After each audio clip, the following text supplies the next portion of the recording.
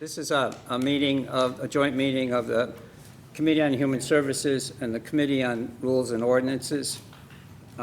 We have all 6 of us here present today, so I'm just going to ask folks to introduce themselves, starting this way.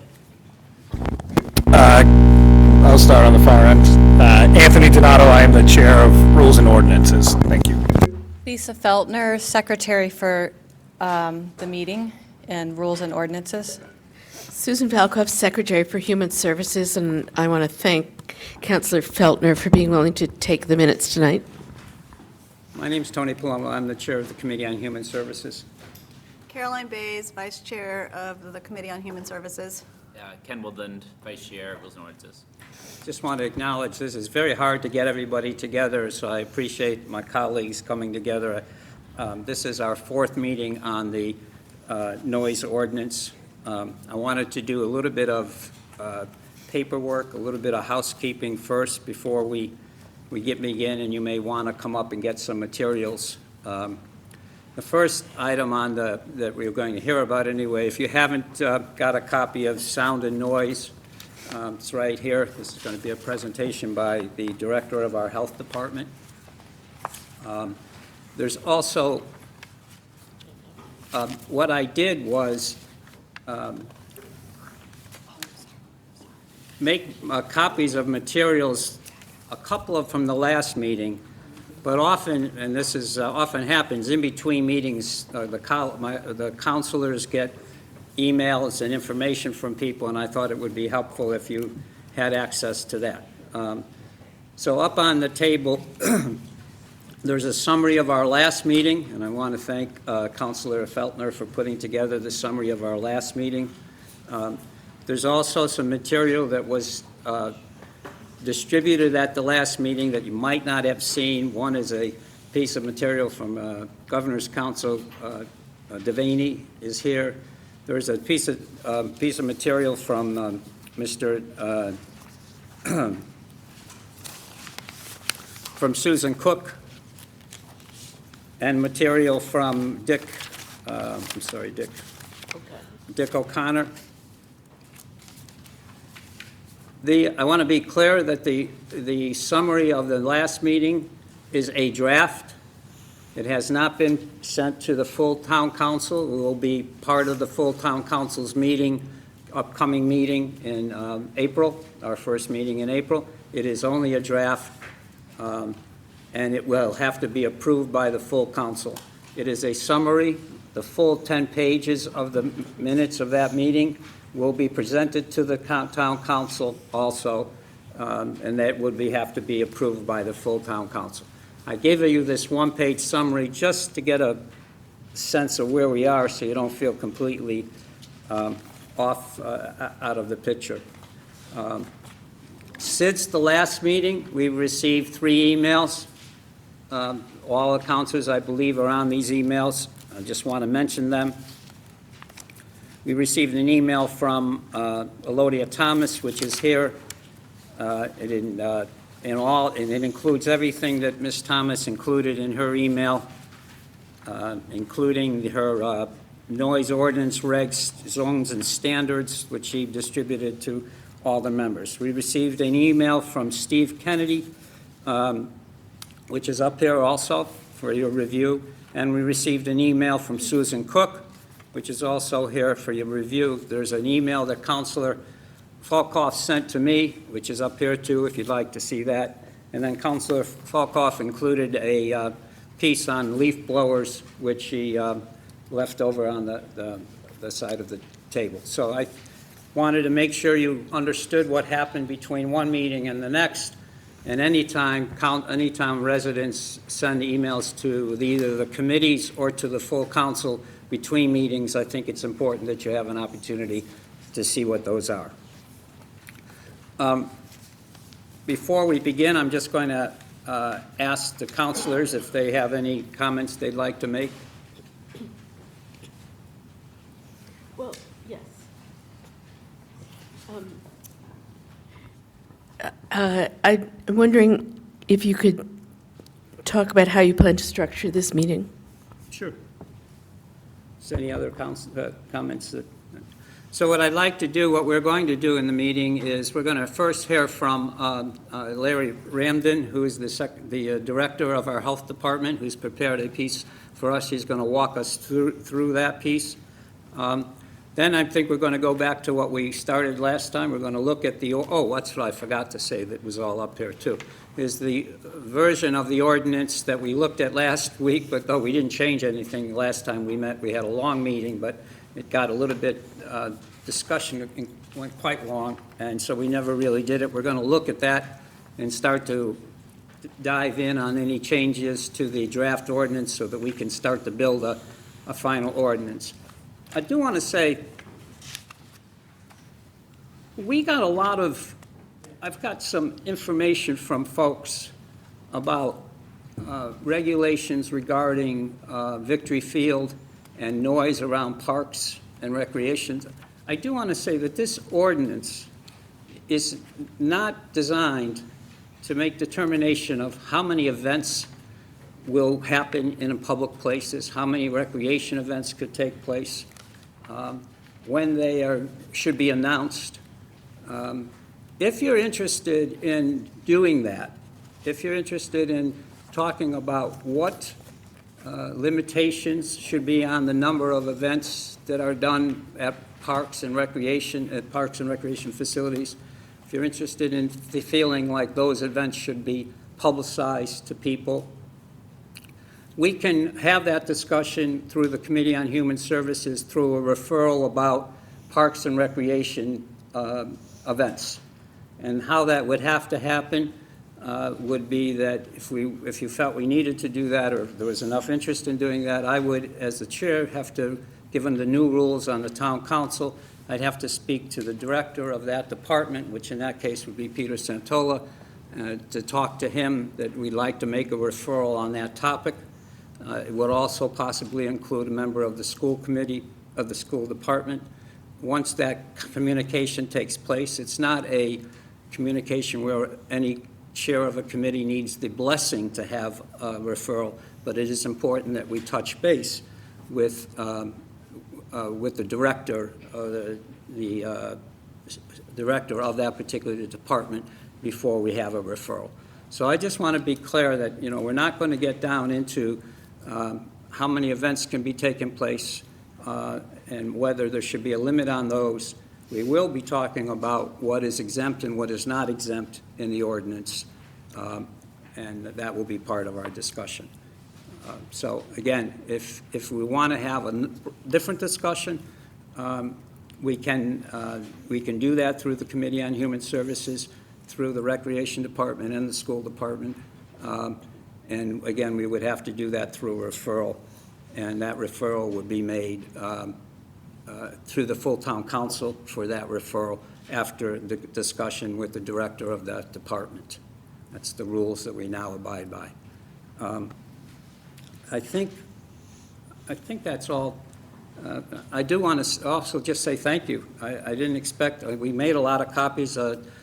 Director Ramden asked me how many copies to make, and I said 25, and it looks like we hit that number pretty closely, so appreciating everybody who's taking the time to come tonight. I'm not going to rush this meeting. We'll do 2 hours. If we don't get it done, we'll come back again. I would say that I'd love to see this ordinance completed fairly soon. It will be 2 years in October. When we first started this was October 2017. Now, I'm granted we didn't meet that often, but it would be nice if we could redo our ordinance, bring it up to speed, and move it forward. So we'll do our best to try to do that today. Excuse me, Councilor Palumbo, just on to follow up on your comments about events at fields, and, we're not going to bring that up, the total numbers. Just a question for me to help frame the course of discussion at this meeting, because I know we really want to get into the nitty-gritty of the ordinance, because we missed it last week. I think all of the councilors, and I'm sure, many of the people in the room received an email about the banning of leaf blowers. And I guess at the outset of this meeting, I just wanted to see, I understand that leaf blowers would fall within kind of the overall scope of a noise ordinance, in that the noise ordinance regulates them. I guess the question I'm having, and I just want to ask it up front so I know where we're going to be going with this conversation, would the discussion of banning leaf blowers in general fall within the purpose of, one, I guess, the referral, and two, the meeting notice? I think you're, well, anybody else want to answer that? Okay. I think, Well, can I just say, I looked at the referral, because I was curious about that, and it says on our document, noise ordinance. So I don't, I mean, so just, I don't know what that means. But I know, but what was the referral? Because I can't find it other than noise ordinance. I think the question that Councilor Donato asked is that I don't believe that the discussion of a ban on leaf blowers is part of our discussion tonight. I think we can entertain at a different point if that's something that people or the councilors feel like we do, but it is not part of our purview this evening. Yes? I would not characterize the new, I mean, I would not characterize the Newton ordinance as in any way a ban. It's just setting limits on the amount of noise that leaf blowers can make and during what hours. It's not a ban on leaf blowers. It's, the type that are too noisy, et cetera, et cetera. I'm happy to discuss that another evening.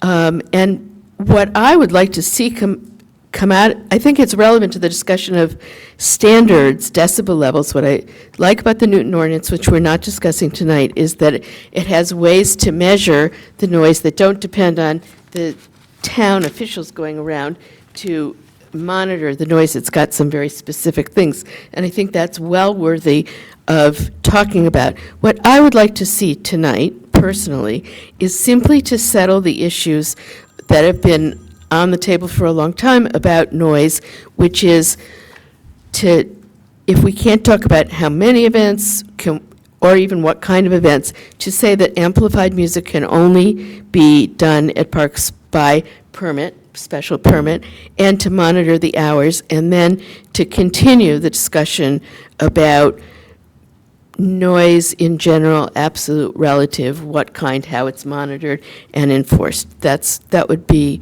my preference for tonight. well, I agree with you wholeheartedly. And I think, pointing to our last meeting, where I do think there was a lot of good discussion, we actually never even looked at the ordinance itself. So I was just wondering, at this point, does it make sense to introduce, whether it's a ban or restrictions on leaf blowers, if it's really introducing a brand-new item or topic for the ordinance, is tonight the time to address that if we haven't even looked at the most recent version of the ordinance? And that's, Let me, yes, Councilor. Well, I would say only if we're going to be trying to make decisions tonight about all those issues related to absolute, relative, how it's measured, et cetera, it seems that would come into play. But I'm happy to take that up at another time. Okay. Let me just answer Personally. Councilor Bay's question. The agenda for this evening, as the agenda has been, discussion regarding revisions to the noise ordinance. That's what this referral is, discussions regarding revisions to the noise ordinance. And that's what we've been doing since October of 2017, is looking at the old noise ordinance, trying to come up with a new draft. And again, the latest version is here. It includes any changes we made from the first three meetings. We didn't make any the last two meetings. We didn't make any last meeting. Hopefully, we'll make some progress on it today. Okay.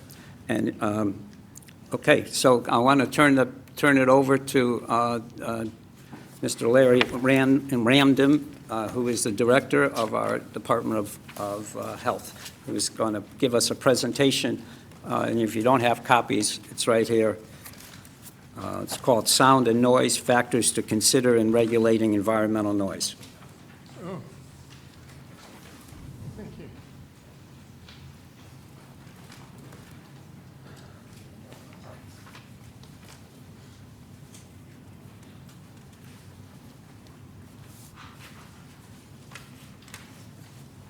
Larry? Thank you, Councilor Palumbo, members of the council, members of the Human Is Services, this a mic on? Rules and Ordinances Committee. Oh, thank you. Could you just move it a little closer to you, Larry? Thank you. I put this short paper together. The paper provides information about noise and its impact on humans. It will not delve into comparisons in different communities adjacent to Watertown, as others have provided that information at other meetings. Also, looking at the minutes, I understand that other people have been tasked with those things. So in an effort not to have to read over 1,000 pieces of literature to write a 10-page paper, I decided to stick to what I know well. So I looked at governmental information, peer-reviewed scientific journal, and scientific texts. My first part defines what noise is, and it goes into what noise is in Massachusetts. Noise is sound of sufficient intensity or duration as to cause or contribute to a condition of air pollution. It talked about WHO's guidelines on community noise, which many have expressed concerns about, and it also discusses that the US EPA once was empowered under the Clean Air Act to enforce noise. They have decided in 1981 that it is not worth their while, that the regulation of noise and sound is best done by state and local governments. The only federal agency right now that is setting any standards is the National Institute of Occupational Safety and Health out of the Centers for Diseases Control, and they have set their standards for occupational noise, but occupational noise only. Also, sound travels well through solids, liquids, gases. It does not travel through vacuums. That is why some of us, when we changed the windows in our houses, had double pane windows with argon gas in the middle that created a vacuum to dampen road traffic noise. Noise can be subjective because what is noise to one person is beautiful sound to another. I remember one morning my wife yelling at the birds outside, which I loved, waking her up at 5 a.m. Noise is measured on a decibel A scale, and an increase in 10 decibels doubles that noise.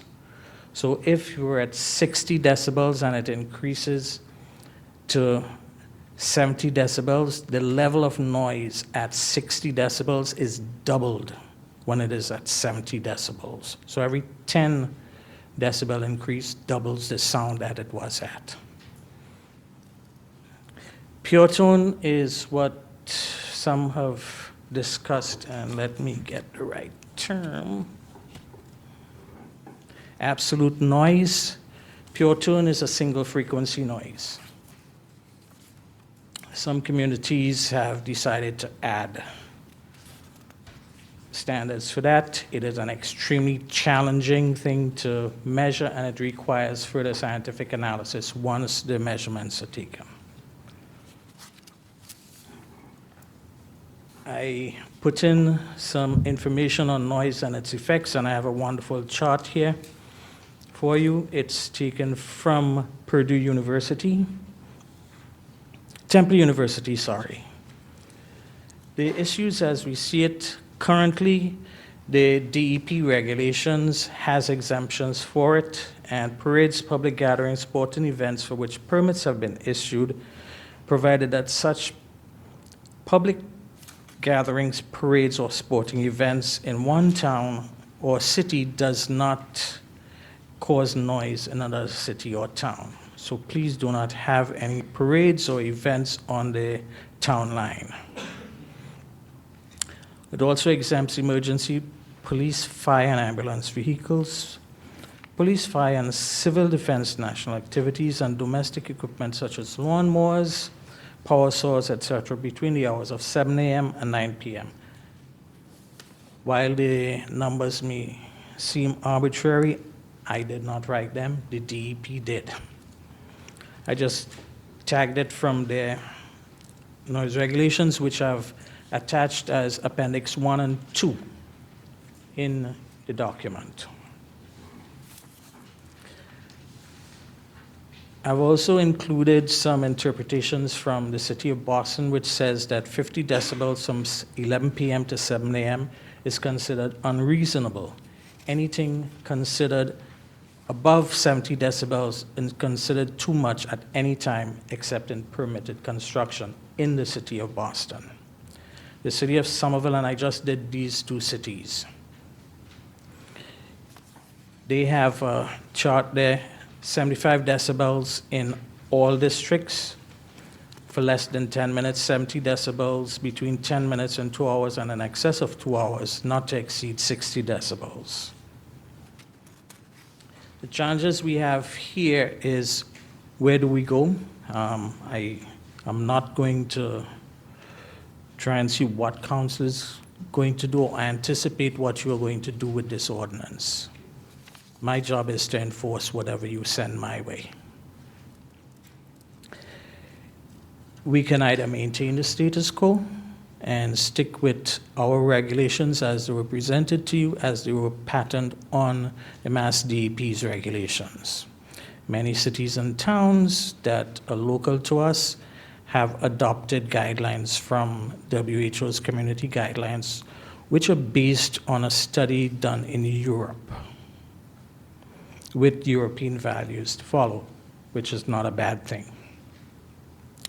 What I do suggest, however, is if we do go to fixed noise limits, that departments that have primary jurisdiction over an activity should be empowered to enforce the ordinance.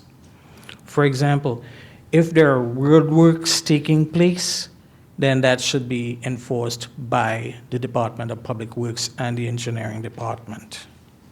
Since Town Hall closes at 5 p.m., after 5 p.m., I would urge that the police department be empowered to enforce these regulations. Additionally, for sporting events and other public events in public parks, that the recreation department be allowed to enforce the regulations, the building department for construction activities. Page 7.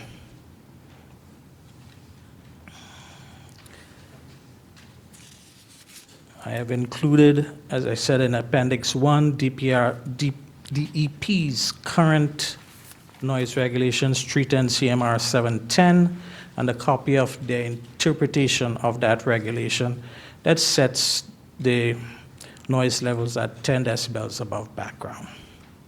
And a list of my resources at the end. Thank you. Thank you for your presentation. I'm going to ask any of the councilors if they have any questions. I know that it was, yes, go ahead, Councilor. Thank you. When, on page 7, when you point out perhaps different departments could have enforcement, I know you said you weren't going to get into comparing towns that other people were providing that material, but you have Somerville and Boston pointed out here. Do they, in your knowledge, use different departments when it comes to enforcement? I didn't look into that, Councilor. Okay. And could you clarify, I didn't quite hear how you ended. You said DEP 10 decibels about background, or is it 5 decibels? It says 10 decibels above background is considered noise for DEP. 5 decibels is pure tone. just for tonal sound, okay. So, but So so my question was that the one thing we did discuss was that in the last ordinance draft, it said 5 above, but the state law, I thought, said 3 decibels above was, so is there a discrepancy, do you know, between Mass DEP and the state? 10 decibels Statute. above background for the noise, relative noise as you have termed it, and for absolute noise, which is pure tone, DEP measures it at 3 sound pressure levels, 3 decibels above adjacent sound pressure levels. I'm sorry, can you just point to what page, where you're referring? Page 9. The ordinance. On the front, okay, I'm looking at your presentation. He doesn't reference the tonal difference. Okay, so it's just, I see what you're saying, above background versus the increase is where I was getting confused. Thank you. Other questions? So I wanted to be clear that on page 3, where you say pure tonal, that's the same as, pure tone, excuse me, not tonal. Is that the same as in our draft ordinance, we have tonal sound? Yes. That's the same, we're referring to the same. Okay, I just want to be clear about that. Anybody else have any questions?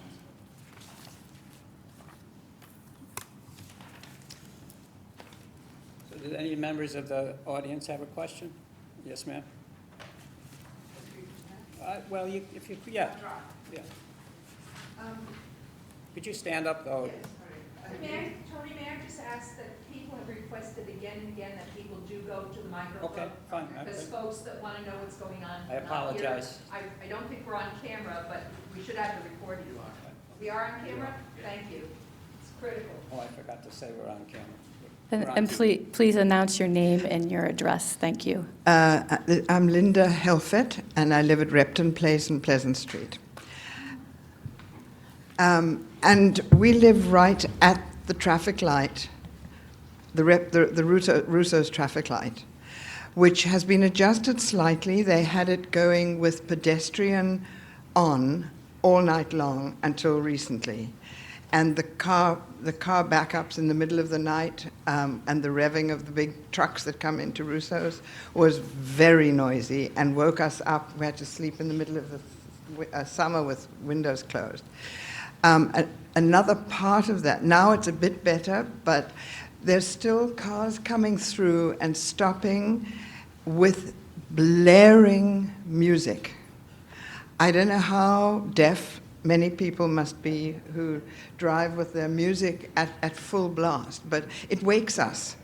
You know, sometimes several times a night, we are woken, and it's definitely above the numbers that it's got to be. I don't know how you measure that, and I don't know how you control it, but we would be very grateful if some kind of regulation could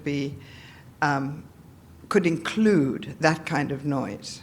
It's a moving target, but if you could, thank you. Anybody have any questions to Mr. Ramden on his presentation? Yes, you have a question, please? Come on up to the podium, please. Mr. Chairman, before the question, which I'm happy to answer to the best of my ability, if I'm able to, one must also bear in mind that the emptying of trash in places that are zoned business or industrial, per the general laws, no one can make regulations to control that. Okay. So, yeah, ma'am, your question, I'm sorry. Your question? Did you just say that you cannot regulate that? Correct. Oh. But only in industrial and business areas. Okay, that's my neighborhood, so that's why I asked. Isn't that right? All areas? Ma'am, your question? Your name first for our note taker? My name is Paula Halpin, and well, doesn't matter where I live, I guess, but, so, Larry, I have a question on page 5. The table that says, that's describing the decibels of noise, I don't understand, say the 5th from the bottom, it says, quiet suburb, conversation at home, large electrical transformer at 100 feet. Is the 50 decibels the large electrical transformer at 100 feet? Right here. Both. Excuse me? Both. It's either conversation at home or a large transformer, and you're getting the sound at 100 feet away from the transformer. Okay, thank you. Okay, I just want to ask Larry a couple of questions on the issue of training and where people might need to be. On page 7, you talk about the kind of equipment. Let me just ask you that if we were not dealing with tonal sound now, just regular background noise, do you know how the equipment that would be used for that purpose, do you know about it? Yes, I do. And to start with, any equipment that we use from a regulatory perspective has to be matched against a standard. They have to be NIST certified, which drives up the cost a couple $100. So what would cost maybe $100 for a noise analyzer would run us about $300. We also have to have a calibrator that is NIST certified, as well as having that analyzer routinely measured against another standard. So do we have a piece of equipment here in town? When we need it, we borrow it from the DEP. We don't have one then. We don't have one. So if you were to need to measure sound at a certain level over 10 decibels over the background noise, we couldn't do that presently. No. We can, because it means making a phone call to DEP's Northeast Regional Office that is located in Tewksbury, sending someone up to collect the equipment, signing out for it, bringing it down, and measuring our noise levels. Do you have a rough idea of how much a piece of equipment costs? They run about $300 About for $300. a certified noise analyzer. Right. And in terms of the training on using that equipment, you say, I'm not sure whether you're referring to that piece of equipment, it needs to be certified or just trained to use it? I mean, can you train staff to use it, or do they need to be trained by a particular? They have to be trained by someone who is certified to train people to use that specific piece of equipment. It can be either manufacturer's representative or representative of the DEP who is responsible for noise pollution and have been trained in that specific piece of equipment. Once they've been trained, then they become certified to use that equipment. Right. And do you know how long and whether that is expensive training? It is not particularly expensive. It's a question of scheduling. It can probably run for 1 to 2.5 hours. Okay, thank you. Thank you very much. I appreciate you putting this together for us. Thank you. Councilor Falkoff has asked us to consider changing the way I wanted to do this meeting, and I'm going to ask her to repeat what she feels like, how we should go about it. And your sound is off. You know, I'm content with your idea to go through the draft ordinance that we have now and as a starting place. Okay, good. Thank you. General questions? Sure. Well, we could take a few minutes if you'd like to. I wanted to dig into the ordinance itself, but if people we have time, if there's some general points that people want to make before we get into the specifics of the ordinance, I'd be happy to entertain that. Please go to the podium. My name's Diane. Is this close enough? Thank you. Diane. And I'm Your last name. Appel. Thank you. What I would like to know is under what category in a residential setting, if one tenant is using an amplification device that is causing medical harm to another tenant, and under what ordinance would this be addressed? Because the things that are available to purchase for homes right now are, have exceeded what was addressed prior. I mean, these are, an upstairs tenant for me has been using a device that shakes the walls. It causes me to throw up, to have headaches, to have intestinal distress. I mean, it's vibrating all the walls. It made my mantle around my fireplace separate from the wall and fall on the floor. And I try to measure it, I try to record it, and it's really loud. It's shaking the walls, and there's no recording. It doesn't, it's like sub-frequency bass, it's sonic waves or something, and I can't, I'm trying to just do concrete documentation so I can say, here's what's happening, here's scientific objective proof, and I don't have a device that lets me do that. And I'm just wondering, the health department, the town, how can we include making sure that, this kind of a thing is measured and addressed, so things that aren't designed for home settings are, have some kind of standard or evaluation. First off, I'm sorry about your situation. Thank you. Sounds awful, to be honest. I would guess, but I'll have Larry speak to this, but I would guess that if you have that situation, then you would call the health department. And I mean, in this document, he does talk about health effects of sound and what they could mean, and you obviously have some health effects related to sound and some damage. So that I think we would call the health department and they would do a test. They would come out with the equipment. It may have to be set up in order to have the equipment and then go measure it. Have you talked to your tenant, your Yes. neighbor? Yeah, okay. I've talked to both the tenants and my landlord, and I've also talked to the health department. Oh. And there has not been any kind of offer of a plan of action or something to evaluate and make the situation better. Well, we can talk to the Okay. health department about that. I mean, we do have an existing ordinance, which we should be abiding by, so if we do need to get the equipment, then the equipment should be gotten to Okay. check out. Because it's vibration rather than loudness, and it's, I don't have the scientific Yes, I understand. lingo or jargon to communicate it, but it's a big deal. Okay. Thank you. Counselor? I had a question for Larry based on her story. Where would that low rumbling sound that you hear, I mean, we've all heard it from cars, you've been beside a car that actually makes your car shake because there's this bass. You can't really hear the sound, but you can, where does that fall in this, in terms of measuring it? Community noise standards. We have been out several times to the location. The current regulations do not give us any legal authority on it, so it would fall under your community noise standards.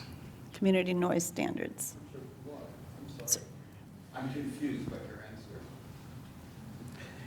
There's an entire paper that was written by the WHO on community noise, and I've tried to put it in a very small thing for you.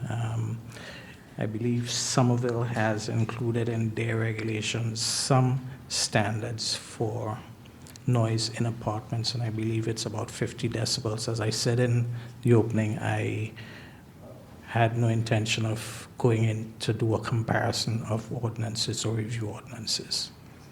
Right, so it doesn't fall under the tonal sound, No, it doesn't. and it doesn't It fall... is relative sound. It's a relative sound, okay. So if you did measure it and it was over the 10 decibels, over the 50, Then we you could have do taken something. some action on it. And you were we have been able out on several occasions and could not go. In fact, we Okay, turned up unannounced a couple of times because, according to Ms. Appel, if the other tenants are aware, then they might would turn down the sound, or she's being impacted late nights, etc. I do not doubt the veracity of her complaints, and I feel for her. Unfortunately, I've also advised her that right now, given the level of my authority, it is a civil issue. Excuse me, Counselor- Counselor Counselor, Palumbo, I just wanted to, and I, at the risk of putting him on the spot, because I'm not sure how long Captain Dupuy is going to be with us tonight, because I know enforcement is towards the end, and I would imagine, based on some of the ordinances from surrounding towns, we might enlarge and who's able to enforce the ordinance. I mean, I think for, no matter how exhaustive we try to be with this ordinance, I think that there's going to be items that we don't specifically cover. And I just didn't know if maybe Captain Dupuy could just speak to kind of in general, if people in town have a noise complaint, and if, whether it's after hours or after we update the ordinance and it gives the police department enforcement provisions, you know, how the police department would approach those, and whether there are avenues in addition to the noise ordinance that the police department can specifically use to help address concerns that might not be covered here. And I know that might be going out of order, but I'm not sure if the captain's going to be with us all night. It's up to the captain if he wants to address that now. Captain Dupree?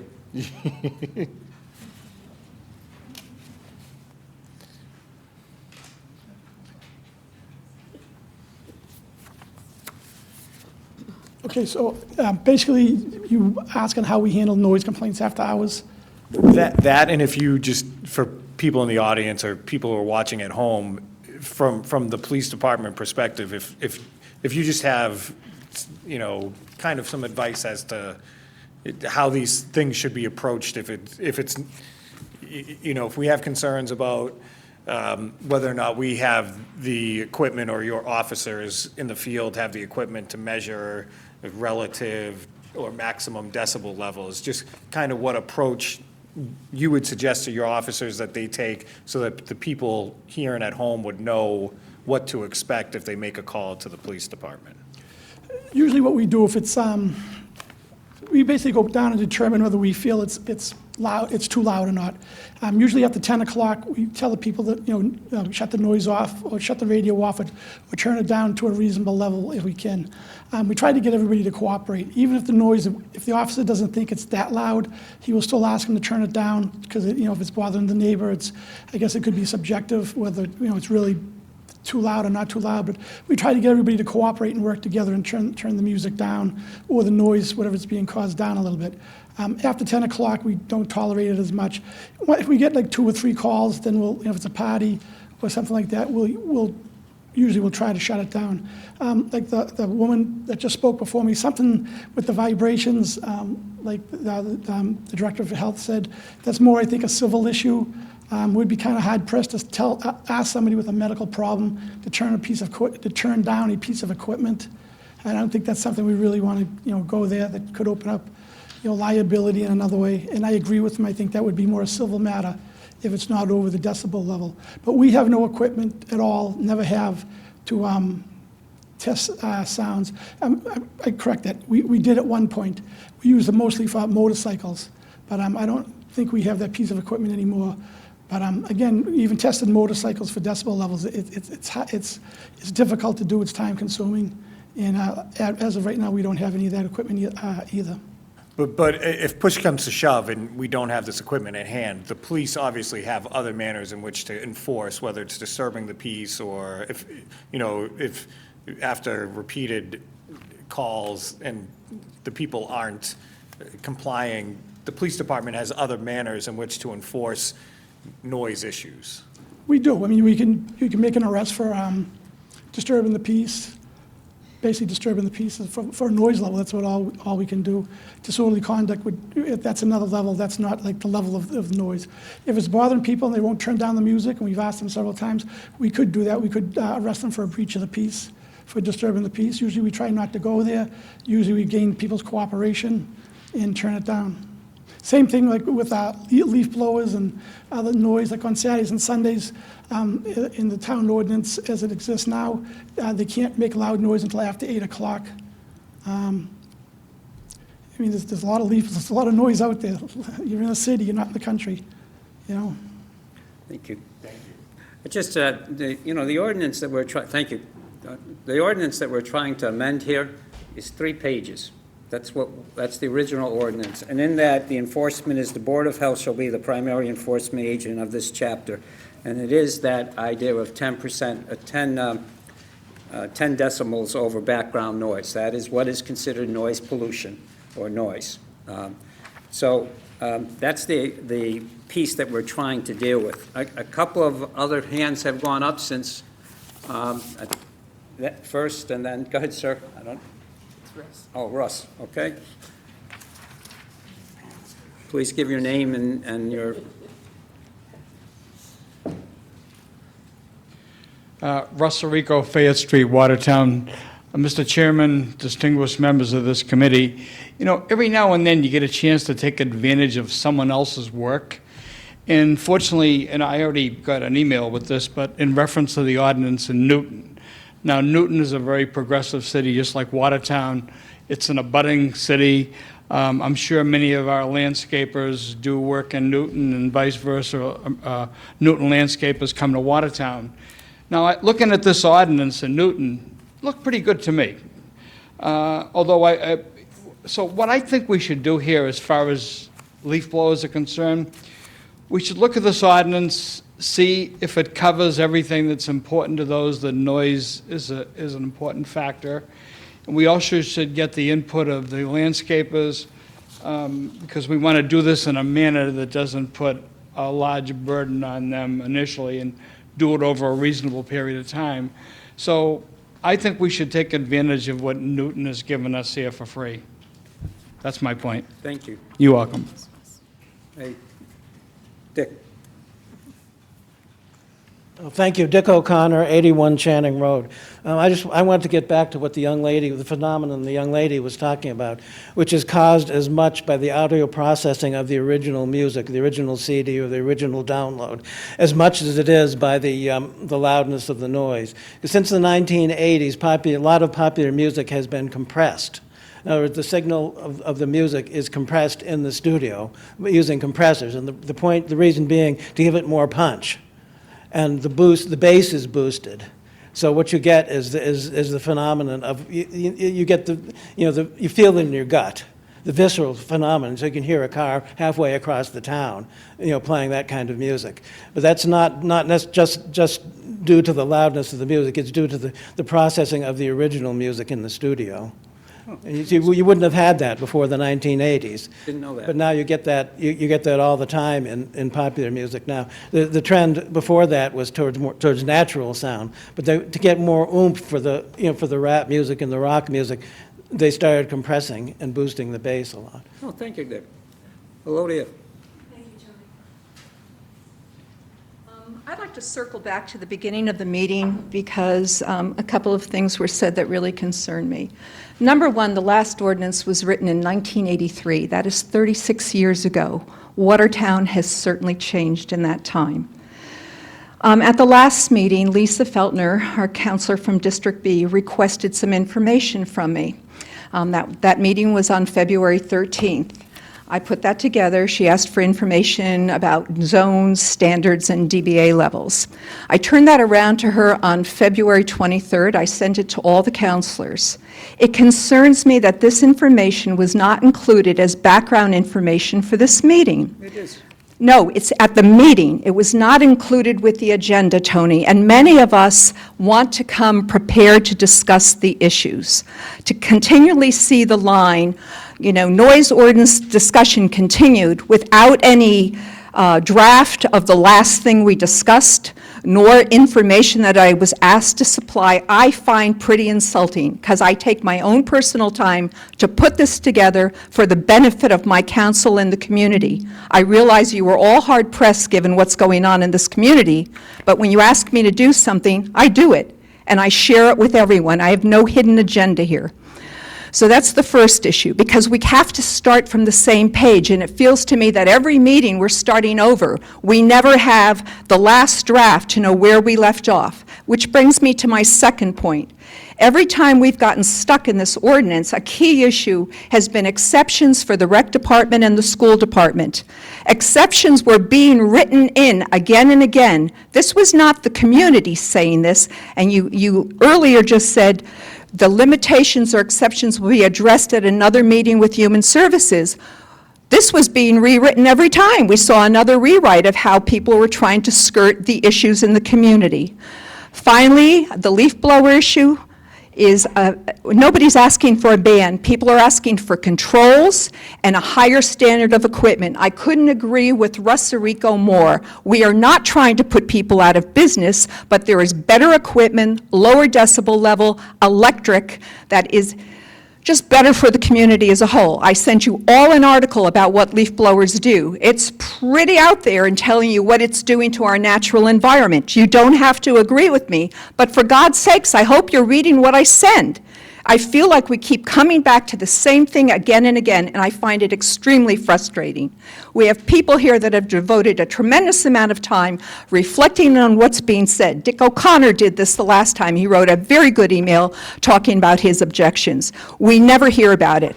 But when I've handed out this to you, I expect it to go out to the community. Tell me that I'm wrong, but what are we doing otherwise? Because now we again are looking at a draft tonight, which I have not seen until tonight. I had no time to reflect on it, and again, we're starting over. I'm sorry, Tony, I'm just a little bit frustrated with this. Let me say that appreciate your concern. I do apologize if I was to, I know personally I read everything you sent. I should say that the draft that you're looking at is the same draft that was out here. It's out here tonight. It's the same draft we started with at the last meeting. There's been no changes to it. And it includes any changes we made from the first two meetings up to February 12th, 2019. Well, I would really like to apologize that we didn't include these we quickly organized, we quickly came to a conclusion of this meeting when all six of us were at the end of the last meeting, and I put it out to the town clerk, to the town council clerk quickly. And I should have attached some of the materials that you sent and maybe the latest draft again. So I do apologize for that. But we are at the same place we were because people have not wanted to begin the process of digging deep into the ordinance. It appears that, so I just acknowledge my mistake and I apologize.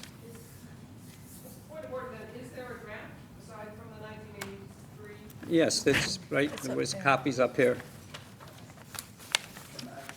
Yes, go ahead. Well, why don't you stand up, please? And, oh, that's right, I'm sorry. Just speak up then.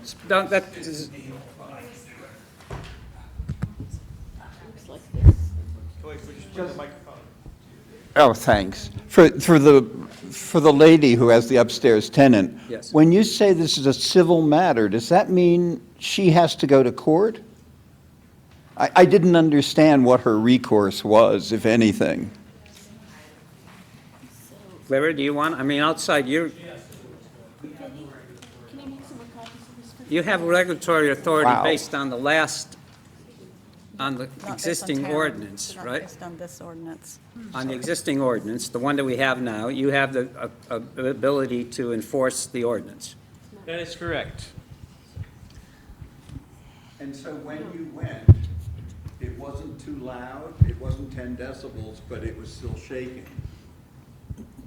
My inspectors could not determine any shaking or anything like that. Was the music going on?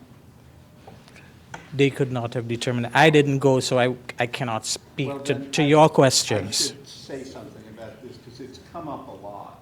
And it's something I learned from the previous hearings. The mic. Put the mic on, Stephen. I'm sorry, I used to speak to rooms this loud without a mic, but I'll try not to blast it. One of the things that became apparent over the first two, I guess, meetings was that the decibel limits and enforcement are really set up for situations where there's a sound that happens at regular points. I can send someone out to measure it. They can measure the ambient noise. It's a big process. This really leaves a big hole for anything that isn't regular and predictable. I mean, so you can well imagine if I have an upstairs neighbor who does, it's when they turn it on.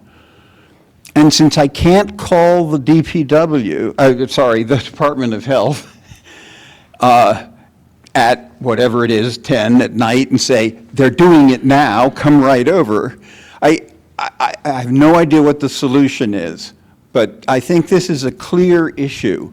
And so there needs, if possible, it would be good to try to think of things we can do apart from the decibel thing that will deal with situations like this. That's all. Thank you. Go ahead. If I may, counselors,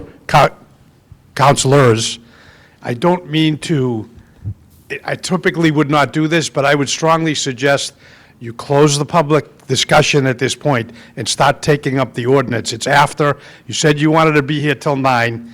It's 8:13 and you haven't even begun, which means it's not going to get done, and I would strongly suggest you start your deliberations and then reopen it to the public afterwards.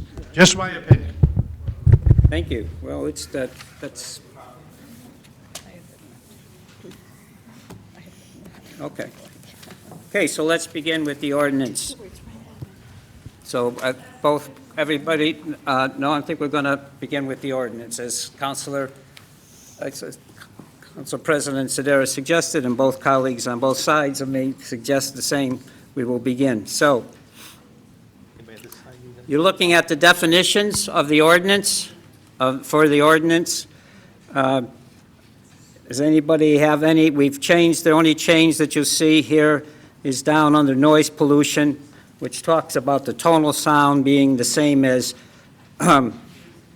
what is through the state regulation of 3 decibels above background noise. Is that new? No. It's not indicated here, that's new. No. That's right, it's there. Not new. It was, that's right, right? It's actually, But it's not, but you were talking about tonal sounds. It's just right here, an increase of 5 tonal sounds. it was crossed out. Okay? Did anyone else not get a copy? That makes more copies.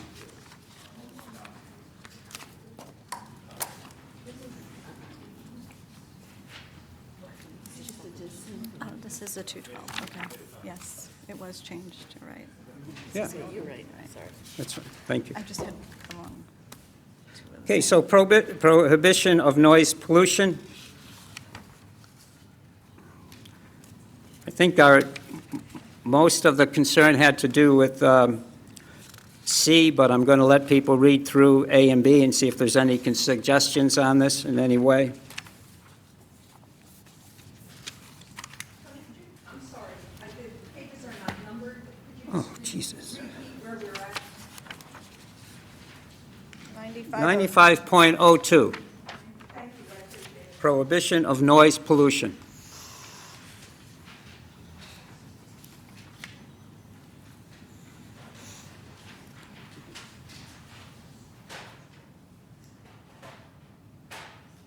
Are you wanting comments? Please. So C, in my mind, is where we left off before, because my understanding is the way this is written is that it's saying basically when you can make noise.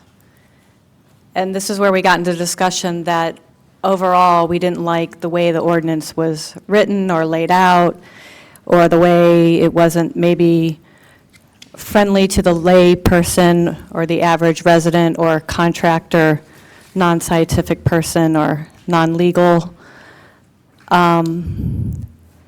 So you could refresh my memory on C. We had when Attorney when the town attorney was last with us, I believe it was March of last year, I'm not sure, he confirmed, yes, the way this is written is when noise could be allowed. That's right. Correct. So that's my biggest problem with this ordinance, is because it's based on this notion from the 80s and the 90s about restricting noise at night, but not really setting absolutes or talking about the intrusion and increased levels during the day and background noise and all these other details that we've gotten into, as well as charts, et cetera. So I'm not sure how you want to address section Well, I C. think we should address it by any changes you should recommend.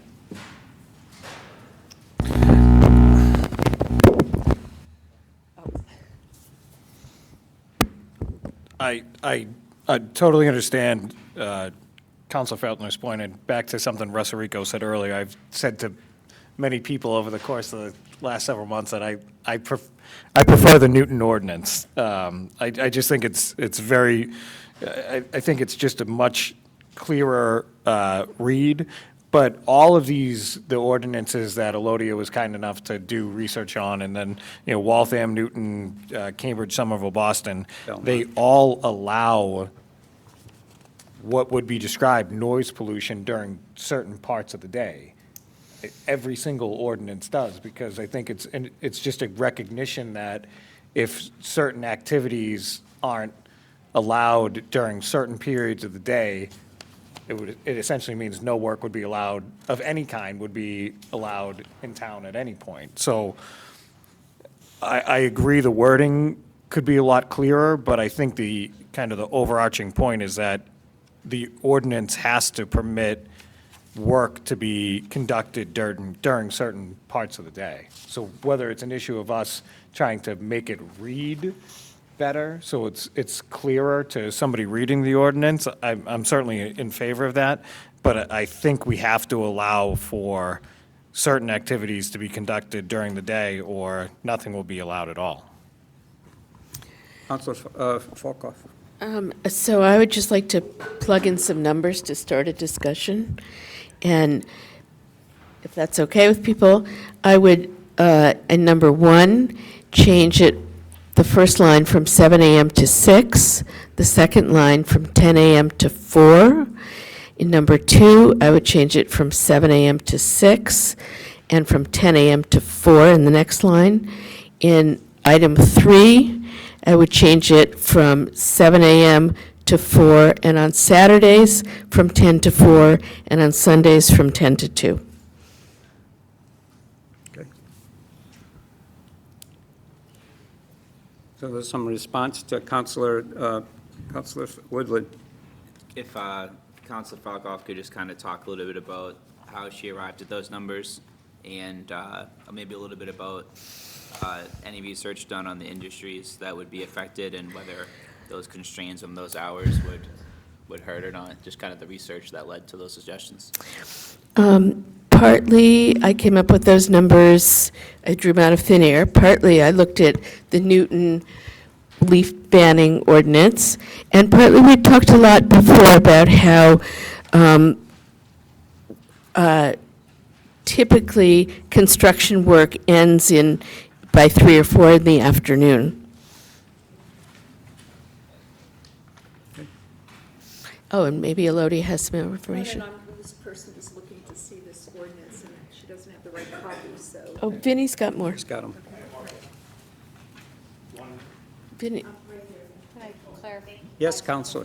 Just to clarify, I understand, obviously,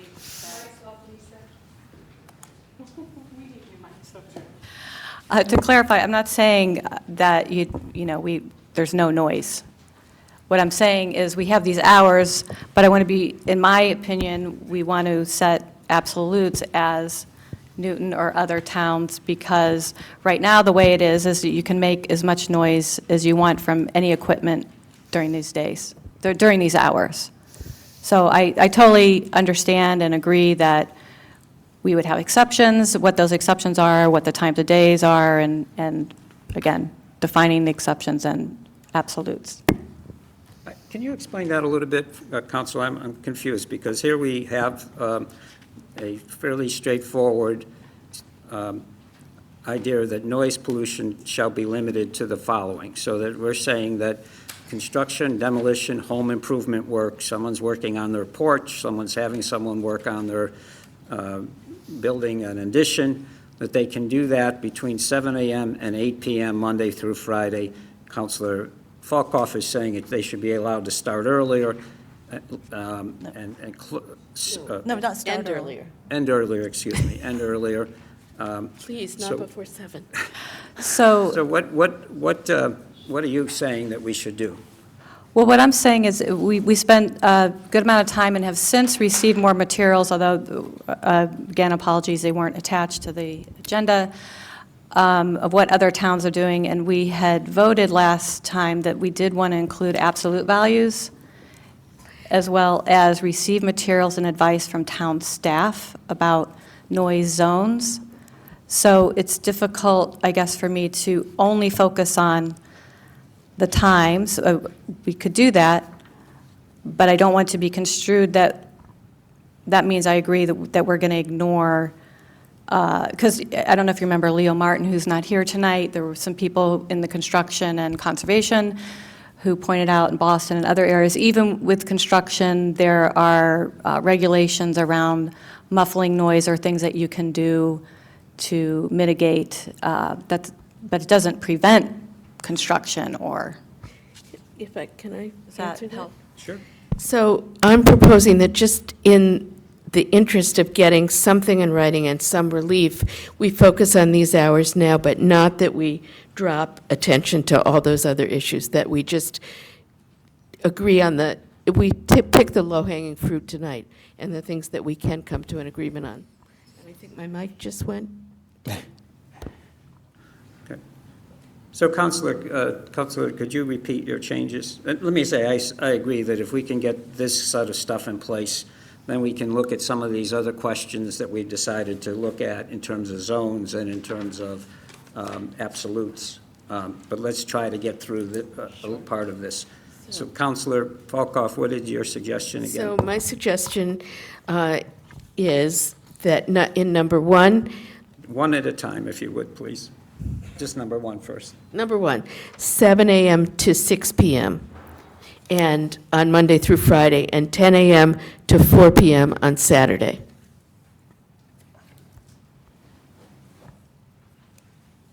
Can I have some response from the members of the committees, how they feel about this? I guess, Council Plumber, my concern is, and I understand that Council Falkoff, I think she said, was inspired by the leaf blower provisions of the Newton Ordinance, but the overall provisions in Newton for landscaping, anything that is caused by the generation of a noise from electric mower, Newton's hours are 7 a.m. to 8 p.m. on weekdays. Excuse me, Number 1. I understand. The point that I was making was that Council Falkoff is taking her time suggestions from a very specific provision which ignores some of the other provisions, and I will move on to the any noise from construction and demolition, so the exact same category. Newton is between 7 a.m. and 7 p.m. on weekdays, and then 8 a.m. and 7 p.m. on Saturdays. So they're different. It's not an apples to apples comparison, because we're comparing leaf blower time periods to construction periods. So that's all I was saying. And I think if you look at some of the other surrounding towns, Belmont,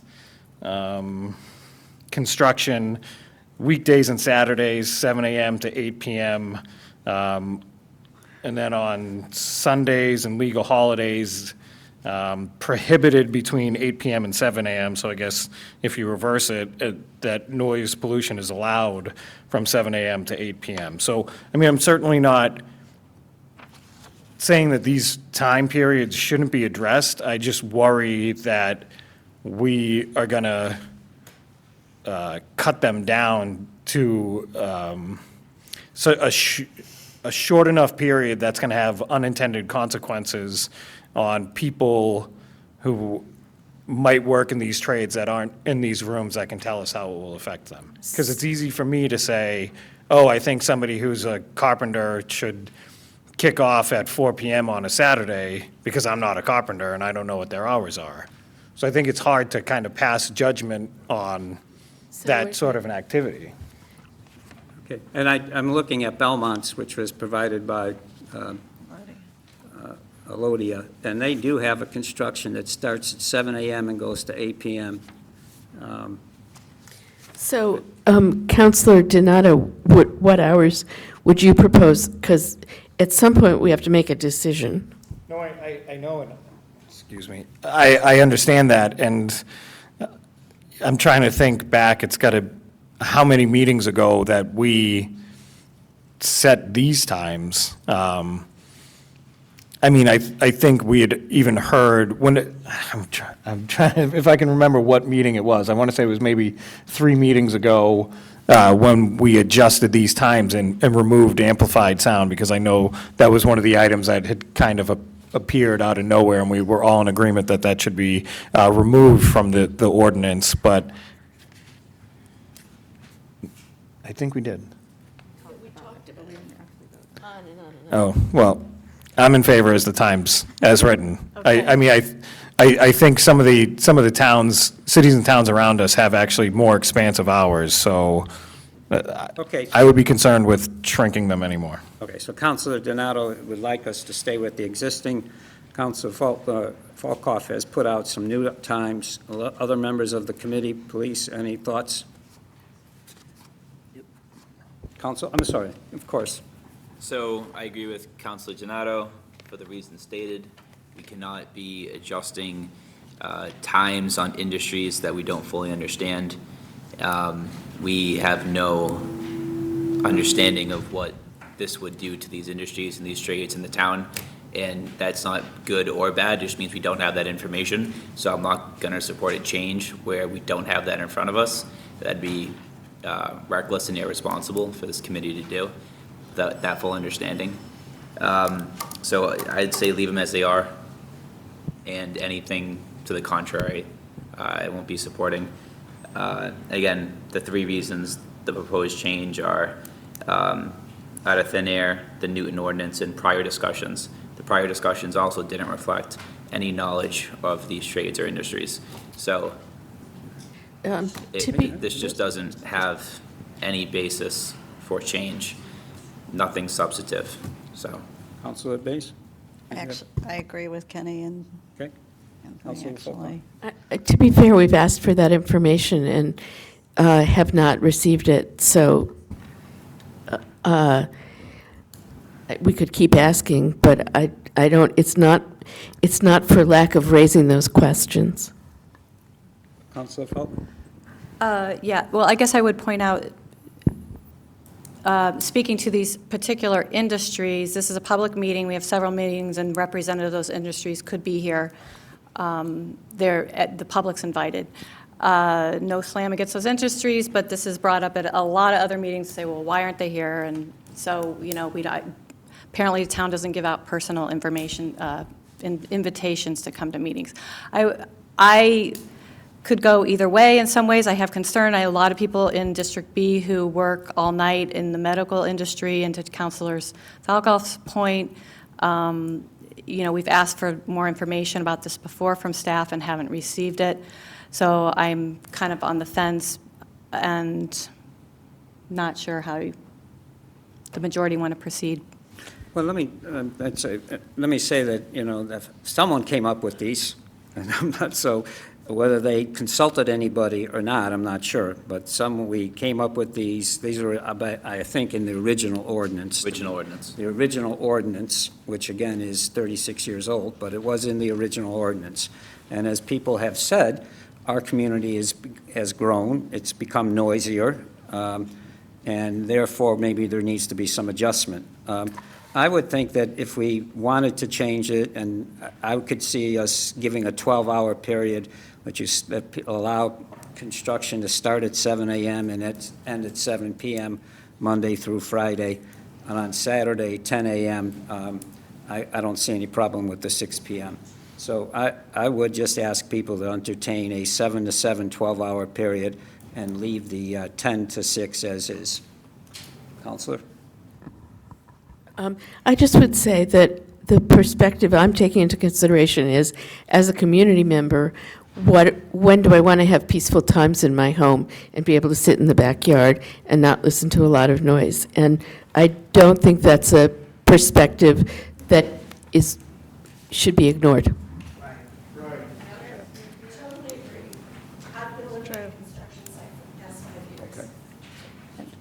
Chair, could I make one other point? Sure. And the reason why I'm wanting information from staff is we wanted to kind of hear what the industry standard is. Yes, we don't want to penalize any particular industry, if you will, but I'm hearing different hours from different towns. I wish we just had a clear chart that said, this is what this is in these towns, and, you know, maybe hear from staff who are in touch with all this growth that's going in town, and or the building department, et cetera.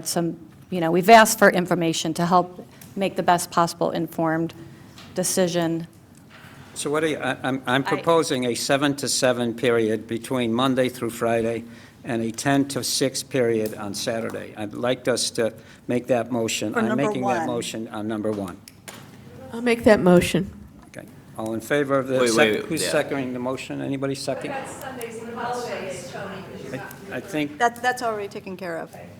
that's further down, I believe. I thought you were doing the whole thing. No, just number 1. Just number 1. So 7 to 7, 10 to 6 on, 7 to 7 Monday through Friday, 10 to 6 on Saturday. I was seconded by Counselor Falkoff. All in favor? Full discussion on the motion. No, I'm sorry, thank you. I'm sorry, thank you, Counselor. Discussion on the issue? Yep. Counselor? So just, we, as the legislative body of the community, feel it's inherent in our responsibilities to vet before we make decisions, and it just really needs to be made known that this time change is being made with absolutely no knowledge as to how it's going to affect the industry in which the change is going to occur. Zero. We don't know anything about how this will do it. We've even said we've asked staff for it. We don't have the information, but folks are still trying to move forward anyway. That's astounding. Just very astounding. People should just be very aware of that. This couldn't be any more of an unreflective decision. We know nothing about this, but we're still going to apparently be voting on it. I will be opposing it, and for the theory of good government, I would hopefully advise my fellow councilors to do the same. Counselor? Discussion, we're in discussion period right now. Yes, and I would just say that I see my responsibility as a town councilor to respond to the wishes of the people who vote for the town council, and I take that responsibility very seriously. Sometimes different values are in conflict, but I feel like at some point we just need to move forward, and Councilor Palumbo offered a reasonable compromise. More discussion? Counselor Woodland? Again, and not to stress it too much, we really can't say whether it's a reasonable compromise or not, because we don't know anything about the hours in the industry that we're talking about. So But if you Counselor, Counselor Woodland, you're saying that if we had more information, we actually could change this to something like 7 to 5? Absolutely. If the information was no, it's not the case that construction or demolition or home improvement work, no one ever works past 5. The industry standard is not past 5. So if you want to make this 5 o'clock, because that's what is consistent among the industry, I would have no problem with that. We don't know. That's my point. Well, I think people, But we can- do I mean, have some observation. we're gonna vote for it anyway. So, Crazy. Counsel, Go the ahead, committee is Sarah. now in discussion, so if there's any other discussion from the committee? Yes. Well, I appreciate the compromise and the points made, and that, yes, we represent the residents, our voting constituents. My sense is that, we're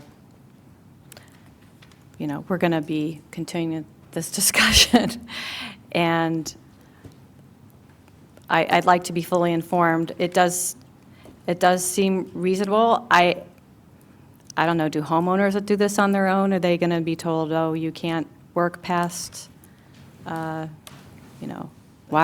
stopping at 5? This is commercial. These are all This commercial. is all commercial enterprises. And home It's only commercial. home improvement work, okay. Undertaken by commercial enterprises. Okay. Okay. So it's just number 1. That's all we're looking at, is number 1 right now. So 7 to 7 seems reasonable to me, but I also agree with Counselor Woodland's point. Okay, so let's make the motion. I made the motion. Counselor Folkoff, any other further discussion? Counselor Feltner seconded. All those in favor of a 7 to 7, 10 to 6, on 7 to 7 Monday through Friday, 10 to 6 on Saturday, please say yes. Yes. Yes? Yes. All 3. All opposed? Opposed? Opposed. Present. Present. So it passes. Does present count as opposed? Yeah, look up that Robert's rules.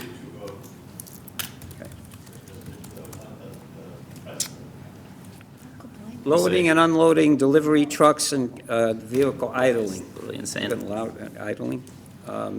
7 to 8 p.m., Monday through Friday, and on Saturday and Sundays, 10 a.m. to 6 p.m. And some discussion amongst the counselors.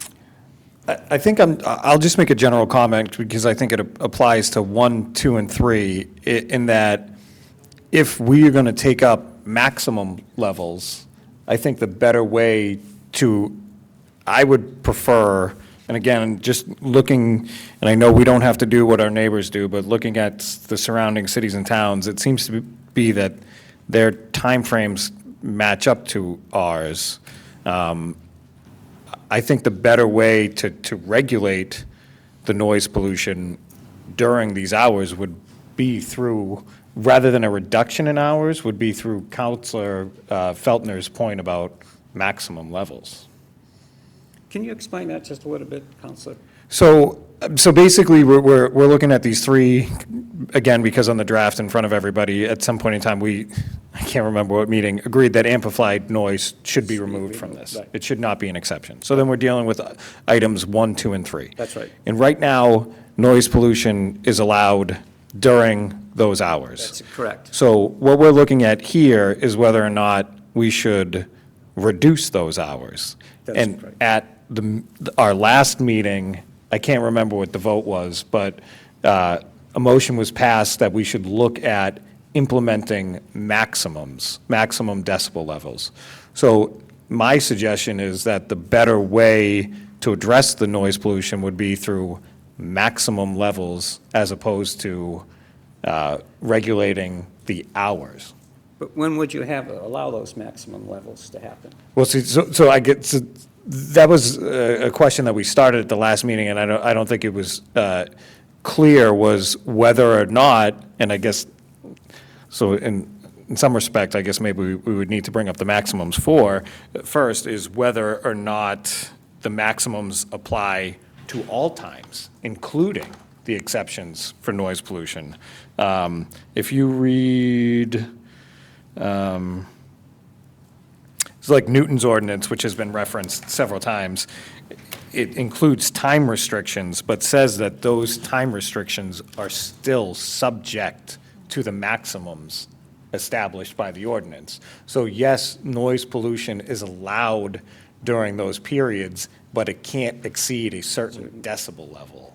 Right. So it would seem to, and it's just my personal opinion, that the better way, rather than addressing the hours and not knowing what effect it's going to have, because to Counselor Woodland's point, we have these noise charts, which I'm sure somebody spent an inordinate amount of time studying these issues to know what pieces of equipment generate what noise. So I think that would probably help address concerns when it comes to maximums, that we don't necessarily have the information on the time periods. Counselor? Your point is well taken, Councillor Donato, but I feel like it opens up so many issues about how you measure, who measures, what, what's going to be done about it, that it sort of frustrates me how complicated it gets as soon as you wade into that area. But, and I completely understand your point, but the way the ordinance is written now, there is no maximum level here. So any noise is acceptable at all. Right, which was the attorney's point that was so startling when Attorney Rich was here. I agree. I don't think that, I can understand Councilor Donato's issue. We also made a motion last time to include absolute values in the noise ordinance, and this was seconded by himself, and it was voted 4-1. So we need to look at the absolute values. I think what we're saying is that we can have both. We can have hours when noise can be allowed, and then we could put maximums on those hours. If we're saying that the noise could be between 7 and 8, or 8 or 6, and we want to say, but it only can be so high, then that's what we can do. But we do know that noise pollution is 10 decibels over the background level, but I agree, we can look at maximums too, and some other communities have. But I would like us just to get through this portion of it and then consider your question around maximums, and also this issue of I don't know if we can get in duration, but we definitely need to look at maximums. And what was the other area? Excuse me, I forgot, but go ahead. Oh, thank you, Chair. I was just going to say what you just mentioned, duration, too. So I guess that's why I'm struggling with the way C is written, because we don't have the charts and absolute duration and levels to go along with it. Well, can we just? I'm sorry, I wish I had everything that we had memorized as far as other towns to compare in my head. I believe Brookline is also worth looking at, but that's just a by the way. So we did talk about zones. We talked about 1 and 2 zones. We never made any decision on zones, but we did talk about having zones. Oh, I'm sorry, we did. We passed a resolution that there would be 2 zones in town. It was passed 4-2, and we went up and we talked about absolutes. So it looks like that we really can't. I do think we can go forward with this and then come back to the absolutes and the zones. So I would really just love us to get through this piece. Do anybody have any suggestions on number 2 that they would like to change? In terms of the hours where noise pollution is allowed, we haven't hit the maximums, but is allowed, and we haven't hit the zones.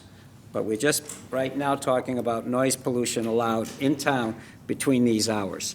Is there any changes in 2 that people would like to suggest? Well, I think your suggestion on 1 also is perfectly applicable to 2. To 7. I think this one's completely different, actually, than 1. Go ahead. Please, Counselor. It's loading and unloading deliveries. Oh, I thought I was. Loading, unloading, deliveries, trucks, vehicles idling.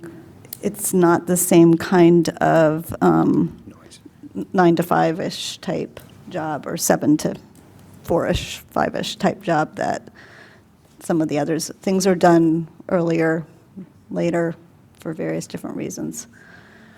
So I just don't think it's the same kind of it's done.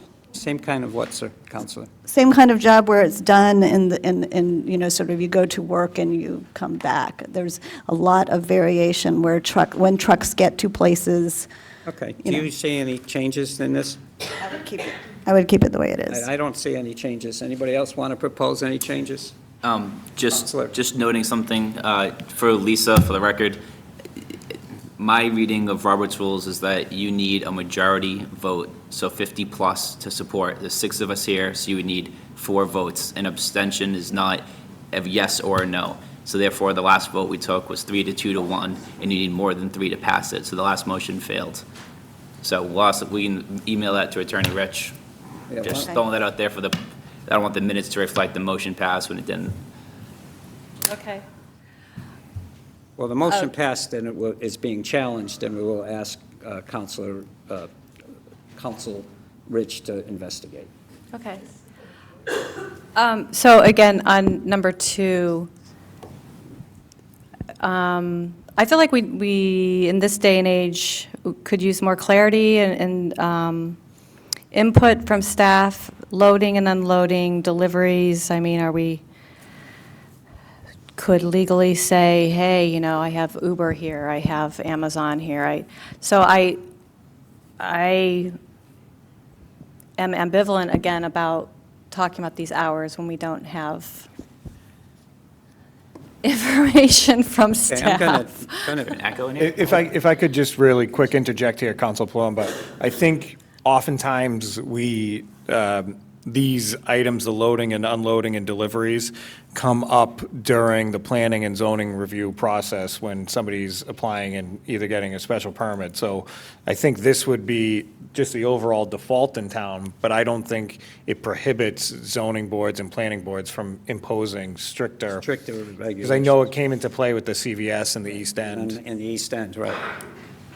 And that, those conditions would supersede, because it's part of their special permit, it would supersede the ordinance. Well, so, and I'm thinking about the Russos, living near, unfortunately, living right across at that intersection of a lot of beeping going on, and I don't know Russo's hours, not to pick on Russo, just as an example that came up tonight. So you're not making, I are don't, you like, making in other any words, changes? are all commercial industries, whether it's CVS, I mean, do they have in their operating permit about being able to come after 8 PM and they're open 24 hours or midnight? The CVS at Coach Square is allowed to accept deliveries until 10.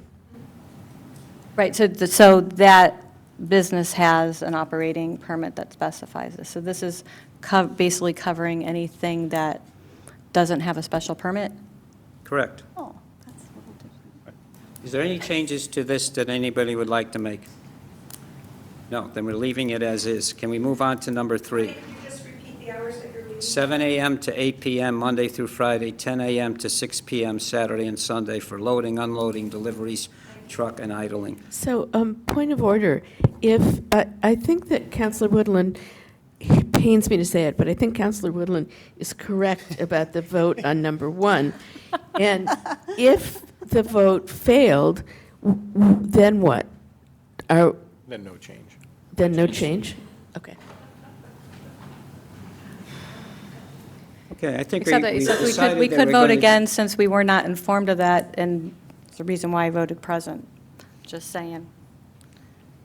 You know, if instructions are not given beforehand, sorry, Okay. we don't So I have think it. I think we need a motion to reconsider the initial Someone make a vote. motion to reconsider number 1 if you'd like to. Counselor, Make a motion to reconsider. second. Second. Okay, all in favor? Aye. Opposed? Okay. Go ahead, Counselor. You want to, people who would like, those people who would like to consider, counselors who consider 7 a.m. to 7 p.m. Monday through Friday in number 1, and 10 to 6 on Saturday, please say yes. Yes. Yes. Say, those who don't, please say no. No. No. Okay. So- 4 to 2. I do apologize. The motion to reconsider is at a 2/3 majority vote. I'm not joking. That's what the But first the- thing came up But it was. was. Four people It was 5 to 1. voted to So reconsider. you need more than 2/3. 5 to 1. So I don't know, I didn't hear if everyone voted. Okay, never mind. All right, I thought I got a no on the other side No, there. no. Okay. I thought, All right, then it would only be the I four. wanted Then it Council- would only be the 4 of the 6. I wanted And then Council that would bring Felton's it back. voice to be heard. That's great. Well, we May should I all- we ask- should all know how to vote.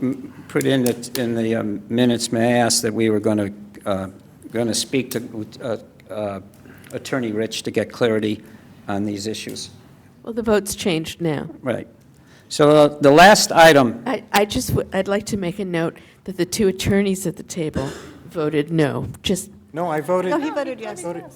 Yeah. That's the only reason it went through. No, on the 4 Although, to 2. had Councilor Donato not voted that way, it would not have gotten through if there was a two-third majority No, needed but for the motion. I'm changing the Counselor, times. Counselor, oh, sure. Can we go on, please? Yes. Power equipment, ground maintenance by residents or commercial enterprises such as lawnmowers, leaf blowers, and power saws, 7 a.m. to 8 p.m. Monday through Friday, 10 a.m. to 6 p.m. on Saturday and Sunday. Can we have some discussion of this issue? Anybody would like to speak to a change in residential or commercial uses of power equipment, ground maintenance equipment, such as lawnmowers, leaf blowers, and power saws? Counselor? Well, I can tell you that in the fall, I'm definitely clearing leaves after 6 p.m. on Saturday and Sundays. I didn't even realize that I was out of compliance. So using leaf blowers, of course, mine's not loud, but I am using it. So, I mean, this is, And No, this is residential. too. Residents and commercial. see, this is where the language to me is confusing, because number 3 Says used by includes residents or commercial. residents where number 1 does not. So, But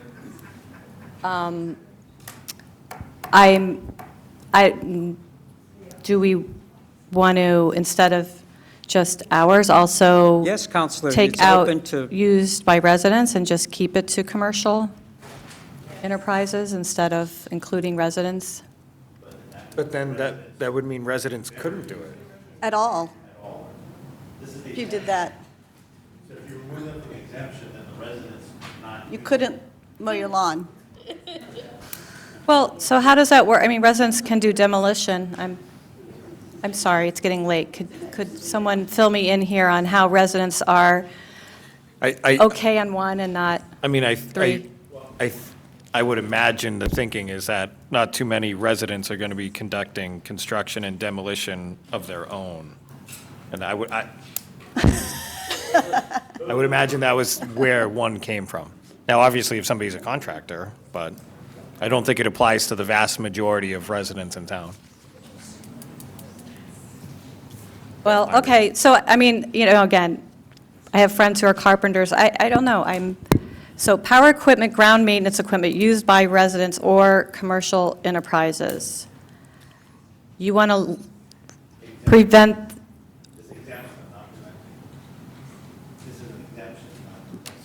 Exemption, because it says shall be They limited. can use it. They can use it during, Exemption from the noise. right, I see what you're saying. It says Right. They can limited. make noise during these hours if you use those things. That's right.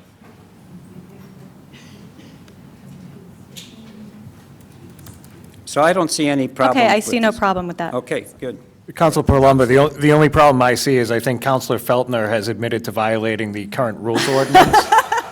And I think that she should be referred to Larry Ramden for prosecution. Tony, could you just review which hours? Yeah, just as soon as Counselor Bay's, It's a 7 to 8 p.m. On Monday through Friday. I know, I understand that we're not supposed to be talking about the lawnmower, leaf blowers, and power saws part of this, but so we're not supposed to be banning leaf blowers, in other words, in this particular thing. Right. I can't in good conscience vote for this, because I know how much damage it's doing to people, and I know how much all of this noise, I just really can't in good, and I will just vote whatever against it, but I just want to let you know. I think to your point, first of all, I would just like to address my opening comment. I wasn't saying that it wasn't an issue I thought shouldn't be taken up by the council. It was just, we have a whole lot of other things in this ordinance that we need to No, I review. get that. I'm just letting people know I can't. I think, again, to my original point about maximum versus hours, if we impose a maximum decibel level and a leaf blower exceeds that decibel level, then theoretically it's violating the noise ordinance. That's why it's hard to look at this really without looking at it in conjunction with what we do with. Well, this is where, yeah. so we're not changing this, right? Okay. Can I just clarify, because I'm so confused? Sure. Sorry. The hours for number 3 are 10 to 6, Monday through Fridays? No, No, 7. Excuse me, 7 to 6 and 10 to 6 on Saturdays and Sundays? No change. I crossed everything out because everything. 7 to 8, 7 to 8, 7 to 8? yes, Monday through Friday. and 10 to 6 Saturday and Sunday. And what about holidays? The holidays are down On below. number E, Okay, just checking, sorry, it's been spinning around here. yes, Counselor. Actually, that paragraph E does not, so you may want to reconsider 3 to say Saturdays, Sundays, and holidays, because Oh, he doesn't. C3, paragraph E does not apply to that sort of lawn maintenance kind of thing. So I would just, Okay, granted. Everybody mows their lawn on the 4th of July. Granted, very good, so Counselor. yeah, unless your intention is to prohibit people from mowing their lawns or doing yard work on holidays, that's. No, I don't think that was our intention. Thank you for noting that. And if I could just, you know, I am sort of sympathetic to the whole issue of leaf blowers and stuff.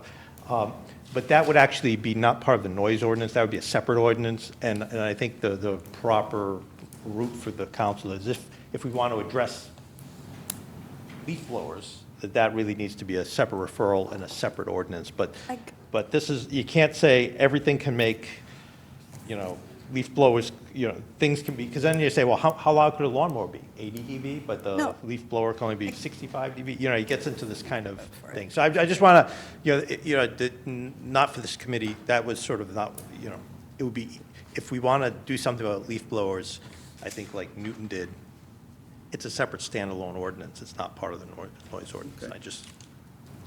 Okay, so I'm going to suggest the only change that we have in number 3, and I'll ask for a vote on it, is that we add the word holidays after Saturday and Sunday. It's 10 a.m. to 6 p.m. Saturday, Sunday, and holidays, since letter E does not include that. So that's the change. So I have a second on that change. I guess just a point of clarification, I would just say legal holidays, so that Legal, it's thank you, not. Counselor. Legal holidays as opposed to illegal holidays. My birthday doesn't count. All in favor of that? I mean, any discussion of this? So who seconded that? Who seconded legal holidays? Anybody second I this? second. Thank you. Discussion? Any discussion of this? No. All those in favor? Aye. Aye. Those opposed? I'm not opposing, I'm just abstaining. Abstaining. What is one present? Is that okay, Counselor? One I present? do have a point of order, and I know it's going to sound semi-ridiculous, but we do, under our council rules, make it known that we follow Robert's rules and procedure. So I do think it's important that we follow procedure when we can, and if we misinterpret something, then it is what it is. Well, the attorney, town council fix it later. But a motion to reconsider, which is what we just did after the 3 to 2 to 1 vote, that motion can only be made by someone who was on the prevailing side. So in that case, the only two people that can make a motion to reconsider as it pertains to that vote, with my reading of this, would be me or Councilor Donato, because we both voted against it and it did not pass. So if only one of us could make that motion for reconsideration. And I will make a motion to ratify the motion for reconsideration, because in the end, I voted for it, so, So reconsider number 1. yeah, So you'd have to make that motion. yeah. So So if how would we- you like me to word it? That I bring the motion to reconsider the, Mr. Chair, I would like to bring a motion that we reconsider the time changes in C1 so that they read 7 a.m. to 7 p.m. Monday through Friday and 10 a.m. to 6 p.m. on Saturday. Second. All those in favor? Can Tony second it? Yeah. All those in favor? Aye. Aye. Opposed? Okay, it's 5 to 1 to reconsider. We can reconsider, the appropriate body Yes. reconsidered it, put the motion to reconsider.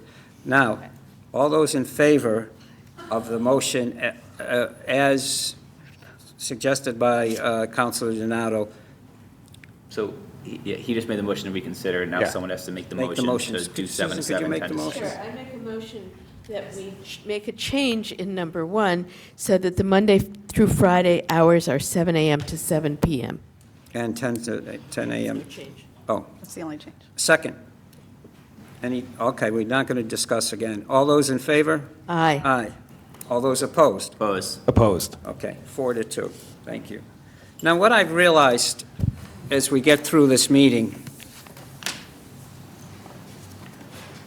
what I realized is that there is some work that we need to do as a committee, and maybe beforehand. We need to sit down and figure out, by looking at other towns, and either we can push this off to our department to do, or we as a committee can do, to where we have voted on zones, which we haven't defined what zone is, which zone is what zone. We need to do that. And we can talk about absolutes or maximums. Is that the same? We're talking about absolutes and maximums, which we need to do also. I am suggesting that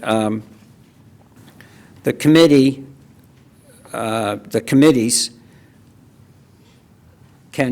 am suggesting that we ask our Department of Health to create an ordinance that includes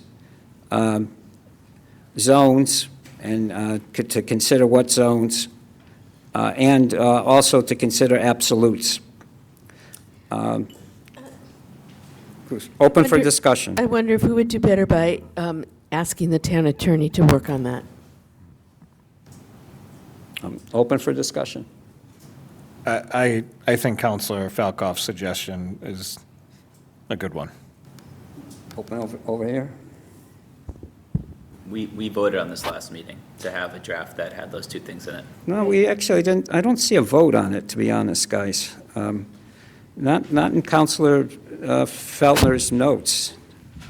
I mean, someone can go to the tape then, But because we talked about this for like 3 hours. That was the whole point of last meeting.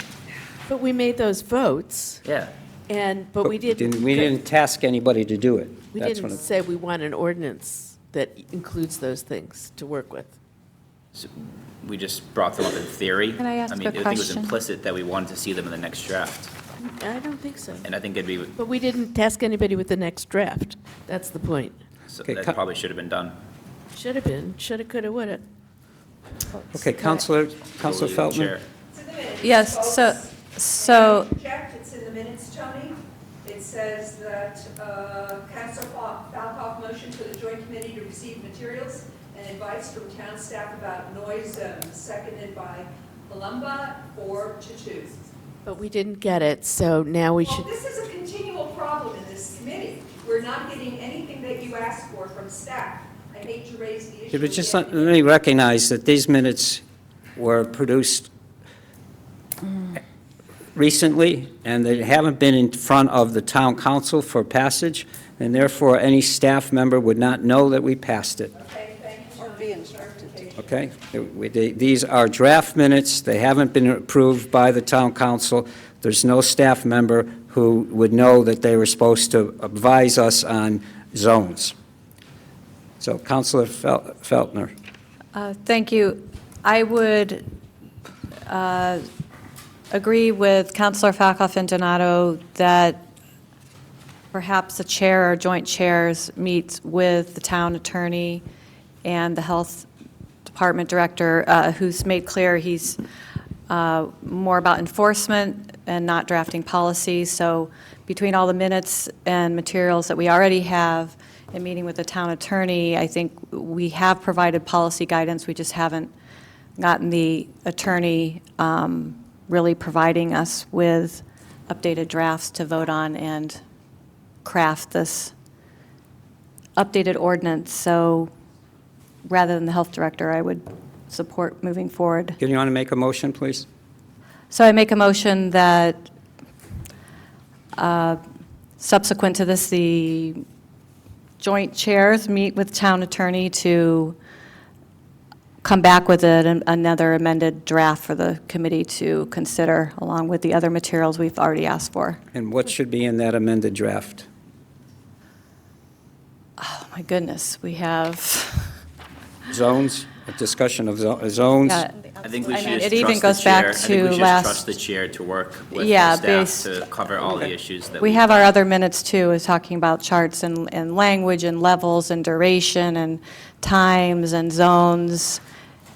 Okay. All in favor of that motion? Aye. All Do we need a opposed to second? that? Do we need a second? Second, I'm sorry, second it. I'll second. Any discussion? Okay, all in favor of the motion that Councilor Donato and myself meet with the town attorney to draft the second ordinance that addresses these issues that we haven't yet addressed? All in favor? Aye. Aye. Opposed. Opposed. Councilor, can you explain what's the opposition for? Sure, it doesn't need a vote, and it should have been done 3 meetings ago, so that's probably why. Thank you. Okay. Counselor? Thank you. I know the hour's getting late, and you kind of want to wrap up. Can I just want to, in terms of the actual language of the ordinance. Yep. Going down to E. Yep. You know, I just wanted to, going back to the discussion we had on paragraph 1 above and paragraph 3 above, you may want to consider, first of all, just changing recognized state and federal holidays, state legal holidays so the language is the same with what was in paragraph 3 above that you just voted on. That's a trivial thing. Well, that would be a nice point to take note of, and the chairs could mention to the attorney. But more importantly, considering the discussion you had on point 1 about changing the hours. Yes. It talks about allowing construction on Sundays, which 1 prohibits, or on holidays, which 1 prohibits. Could you consider for night work also adding after the word holiday, or adding the phrase, or outside the hours in paragraph C1? So that may address sort of the concerns that I think Councilor Woodland brought up about, different things. We currently do allow night work with a special allowance by the building inspector. Right. So we're currently doing that, even though the noise ordinance doesn't allow it.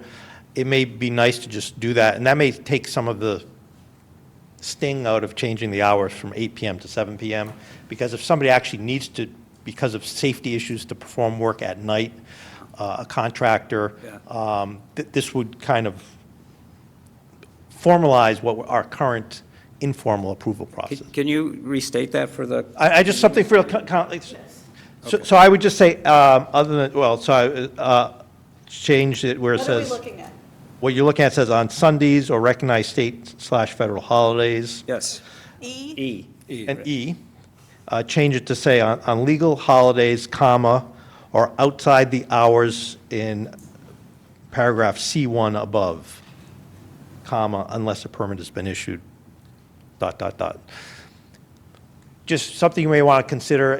Maybe it will address the concerns the committee raised on the hours on C1, and it formalizes what we're currently doing, which I always like to make sure that the ordinances match what our current work practices are. Okay, thank you. And then just one last little trivial thing, which maybe isn't that trivial, is if you look on the next page, 9.03C,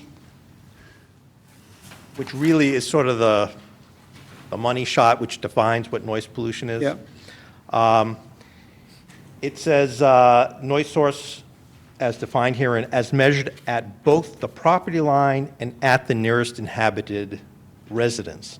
So what this gets to is that 10 dB over ambient, which we're going to have defined in the definitions as noise pollution.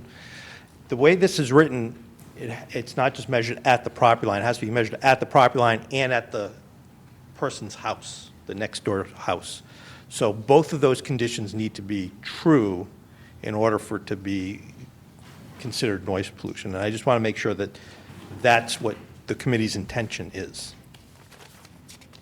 So it's not just You're at saying- the property line. So you could have, so let's suppose, so the ambient noise, let's say 50 dB is the ambient noise. It's 11 p.m. at night.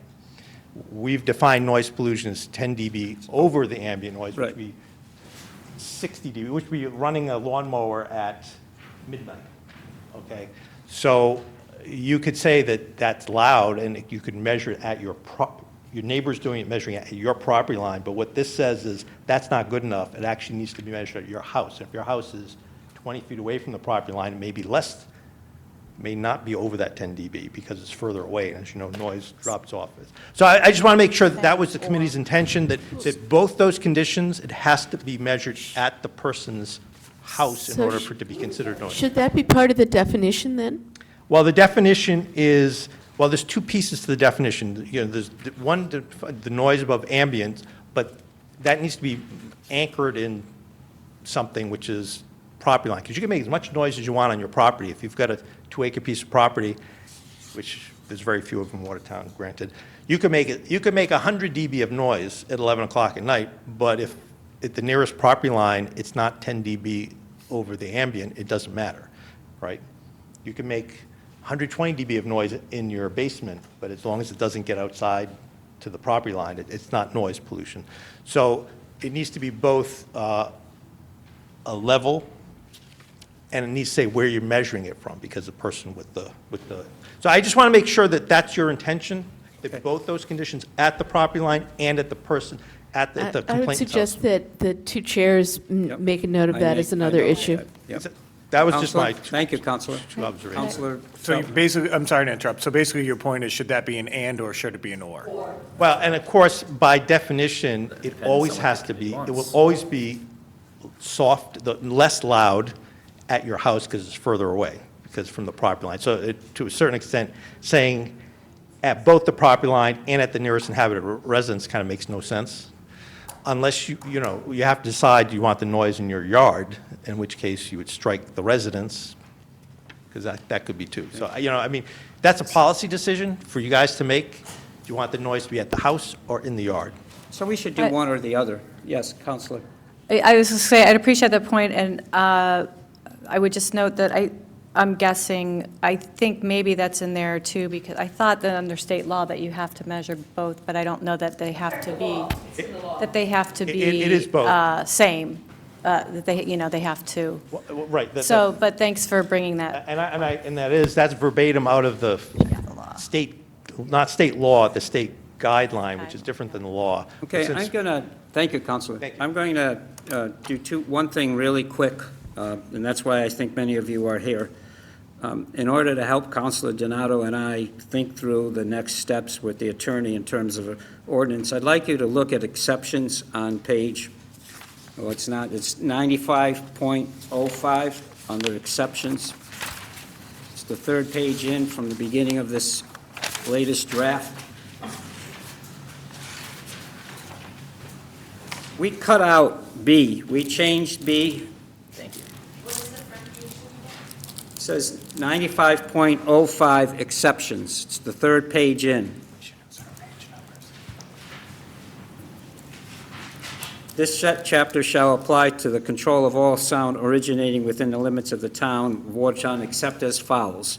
So the first one is basically the issue around emergency work, training exercises related to emergency activities. That we have no problem with. The second one we changed. It originally read, any program or activity supervised by the Parks and Recreation Department of the town, the Parks and Recreation Department shall make reasonable efforts to reduce noise in residential areas at night. That's been changed to read, noise from a sound system played during any activity sponsored by the Recreation, the School Department, or any like institution with a permit, if the noise played is generally accepted during such activities, for example, noise generated by an announcer during a football game. Music played during a sporting activity or practice for such sporting activities sponsored by the Recreation School Department or any other institution within a permit must be reasonable for the circumstances and location as not to unduly disturb the nearest inhabitant residents.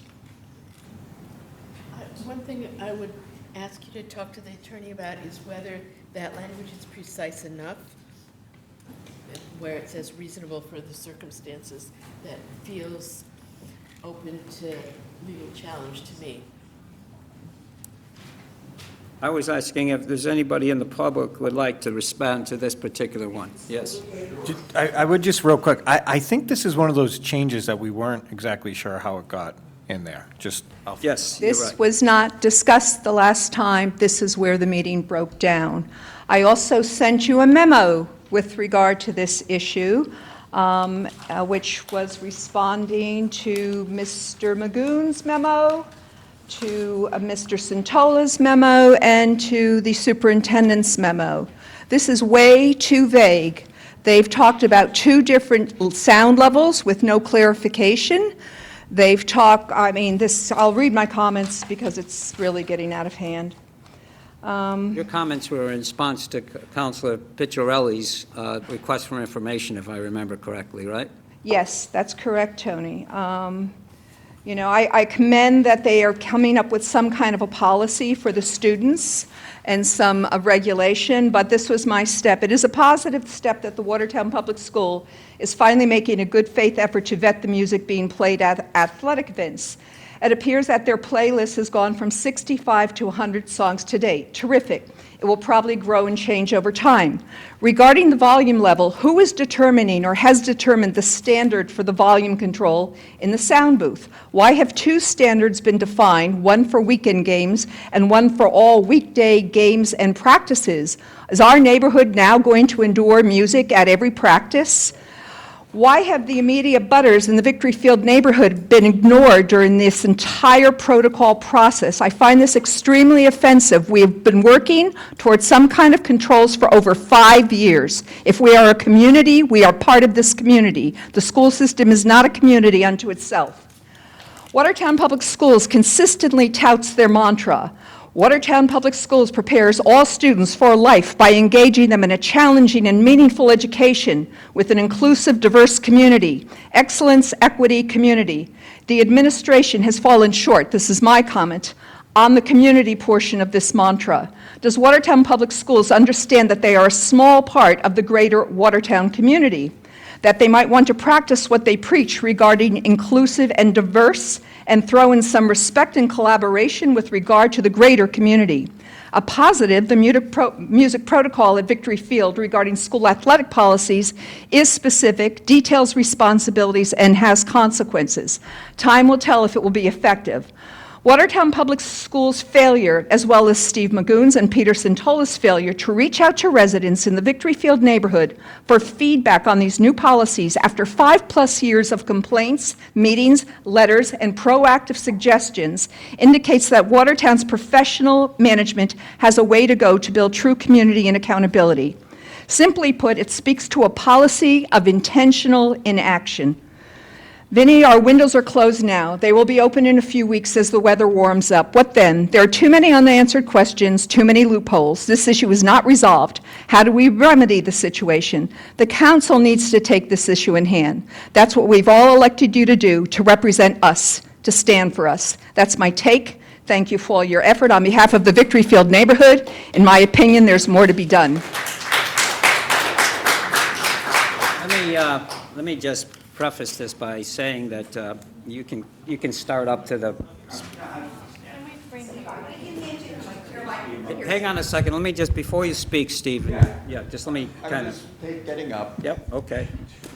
Councilor Picciarelli did an excellent job at asking for a request for information regarding noise levels. Some activity took place at Victory Field during some events, and it was quite loud.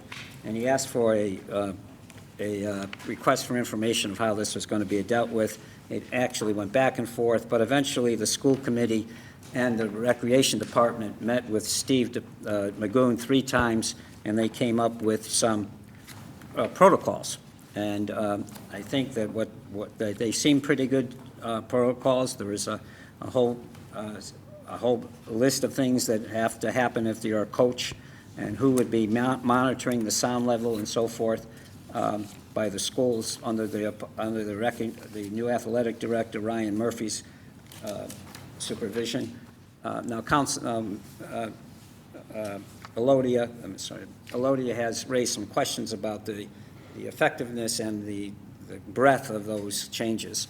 I just want to say, what we're doing here in this ordinance is not discerning what's going to happen at Victory Field.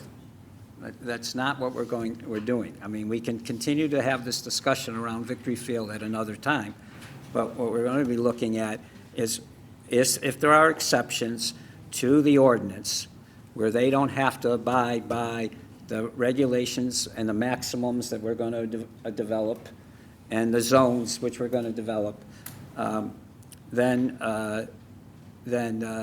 that would be baked into the ordinance. But we're not going to be trying to determine all the answers about what the school committee and the recreation department in detail can or can't do. But we will address it in the exceptions. Okay, Steve. So Stephen. Steve is fine. Okay.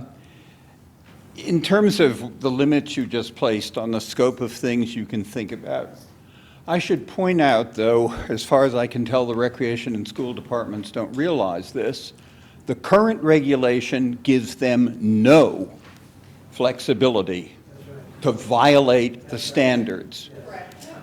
The moment you put in this exception, you open up the issue of Victory Field. So my suggestion is you don't have an exception for recreation and school. They have to follow the regular rules, and then maybe we can all get together and actually agree. Because as I also said to you, for the first 20 years I lived by Victory Field, there were a well-understood set of events where there was music and announcements. Over the last 5 or 6 years, there have been continued efforts to have more and more occasions of very loud music. So, one, we do not trust the recreation department or school departments taking account of our concerns at all. And two, I really think that you should just simply not have this exception until you're willing to deal with the whole problem. Thanks. I should also add, the thing that's drafted here is incredibly vague. Yes. So unless you put in that I'll determine what's reasonable or undue, We could just say Stephen and Elodia.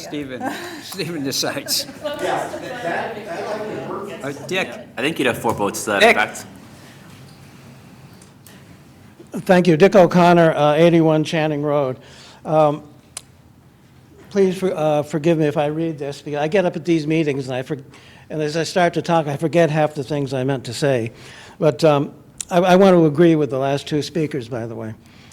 We are very concerned about the loud amplified music being played in our parks and on our playgrounds, not just Victory Field, that's town-wide, by personal audio devices, through public address systems, or on car radios, which not only shatters the peace and privacy of our homes, but by its very unpleasantness discourages our citizens from using these recreational facilities and bullies and intimidates those of us who do. At the last meeting, Susan Cook lined out for us all the negative effects of noise pollution on our neighborhoods, including anxiety, stress, high blood pressure, depression, diabetes, heart and lung diseases, retarded learning, and isolation. We have made our concerns known to the school department, whose high school athletic teams and some of their opponents invited to play here have been the main offenders in terms of the amplified music. We have made our concerns known to the Recreation Department, which issues permits for the use of our fields to outside organizations, some of whom, through their use of such invasive and intrusive loud music, have demonstrated a blatant and even callous disregard for the comfort of our citizens. Like it or not, the programs and activities of these two departments set the tone for both the organized and casual use of our fields and playgrounds, and for what constitutes acceptable behavior there. Unfortunately, our concerns have been met with silence or with disavowals of authority and responsibility from these departments. they have shown they are either unwilling or unable to act in these matters, which has left the enforcement of proper noise levels and behavior on our playgrounds primarily up to those of us who live nearby, many of us senior citizens, often with the help of our police department, very gracious help of our police department. But we know our police have better things to do than be coming to our playgrounds all the time. Therefore, we oppose any and all measures which would, A, I'm talking about as far as the revision of the noise ordinance, A, absolve the school and recreation departments of their obligations to the community. B, designate them as the sole agencies for determining what are or are not acceptable noise levels on our fields and playgrounds and when. And this B is very important because I see a drift in that direction now.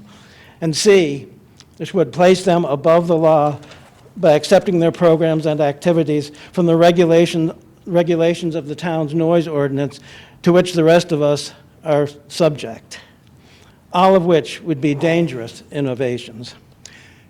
We seek to end the constant and gratuitous use of loud amplified music on our playgrounds, which causes hardship and lowers the quality of life for us. We have no problem with brief excerpts being played at moderate volume for necessary ceremonial functions or to accompany cheerleader dance routines, as has been done for many years. We believe that our school and town programs should model and exemplify good citizenship and respect for the inhabitants of the neighborhoods in which they take place. And we contend that successful town and school athletics have never been contingent upon disturbing or destroying the peace and contentment of our community, nor should they now be. Thank you.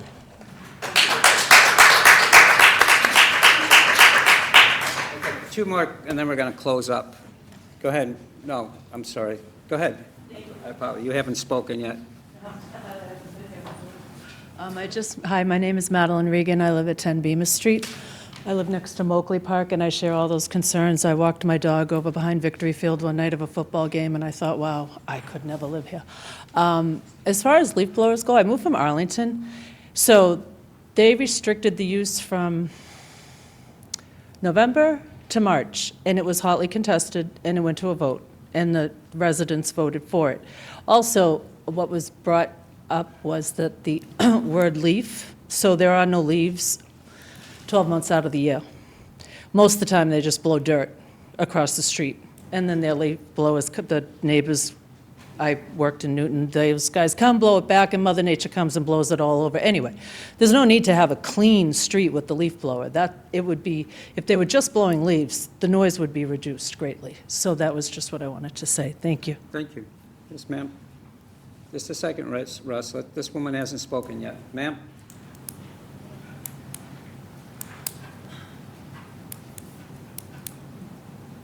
I'm coming from the building community. Can you just give it a name? Sorry. My name is Maria Stassinos. I'm coming from the building community, and we have built in approximately 15 to 20 towns in and around Boston, including Boston. I have never heard the noise level that I heard today at Victory Park, considering that my aunt is a neighbor of the park, and she just had a stroke not too long ago. The noise level was incredible. I was sitting in my car today for a half hour, and I could not believe the noise coming from that park. What kind of noise was it? It was incredible. The children outside, the yelling, people are coming by swearing. Those are the teenagers. And you know, all this takes into consideration. In building, we built on Boston Street and Salem Street in Boston. We didn't have, and that's all, I mean, restaurants, everything. These noise levels are incredible here. Something needs to be done for the community. Okay, thank you. Thank you very much. Can I ask a question? Of this woman, or? No, Oh, of you. of me. Well, I don't know who I'm asking of. What I don't understand is if we don't if we don't address amplification, I'm concerned about the recreation department thinking you need amplified music to have a tennis lesson on a Tuesday morning. And wouldn't that be acceptable within this if we don't say something specific about it? I get confused about what we're banning and what we're allowing and when we are and when we aren't. But that, I mean, there's the issue of loud, very loud amplification at various kinds of things, but then there's the everyday loud of feeling like you can't play tennis without music that just I find so offensive. Well, I do think that, I don't have an answer to that question other than to say, I think the ordinance can address the issue of whether there's an exception for Parks and Recreation and schools. We need to wrestle with that. Then you could have another referral to this committee for the Recreation Department and maybe a joint one to the committee that deals with schools, and we can hash out some more of the details that were initially developed by Councilor, in response to Councilor Picciarelli. And we can sort of try to do that in a greater detail. I do want to say, you know, I'm looking at Belmont, and it's not the only community that exempts sporting events and entertainment from their ordinance. So I'm not saying that we should or shouldn't. I'm just saying that we're going to look at other communities also. Go ahead. First, I got, obviously, Elodia read the email she sent me, and I've gotten emails from other people, too. And I did meet with the school department and the rec department this afternoon and got some clarification on some of these issues, and I'll be, just haven't had a chance to send it out to everybody. But sort of a follow-up to that response for that request for information, which I think will answer most, if not all, of the issues that Elodia raised. But I just haven't had a chance I know, that's fine, Vinny, I know. to do it today yet. The other thing is, if you look at the draft ordinance that you have, Yep. you'll see 9.03, measurements of noise. Yep. Paragraph A, we're incorporating 310 CMR 7.10 noise.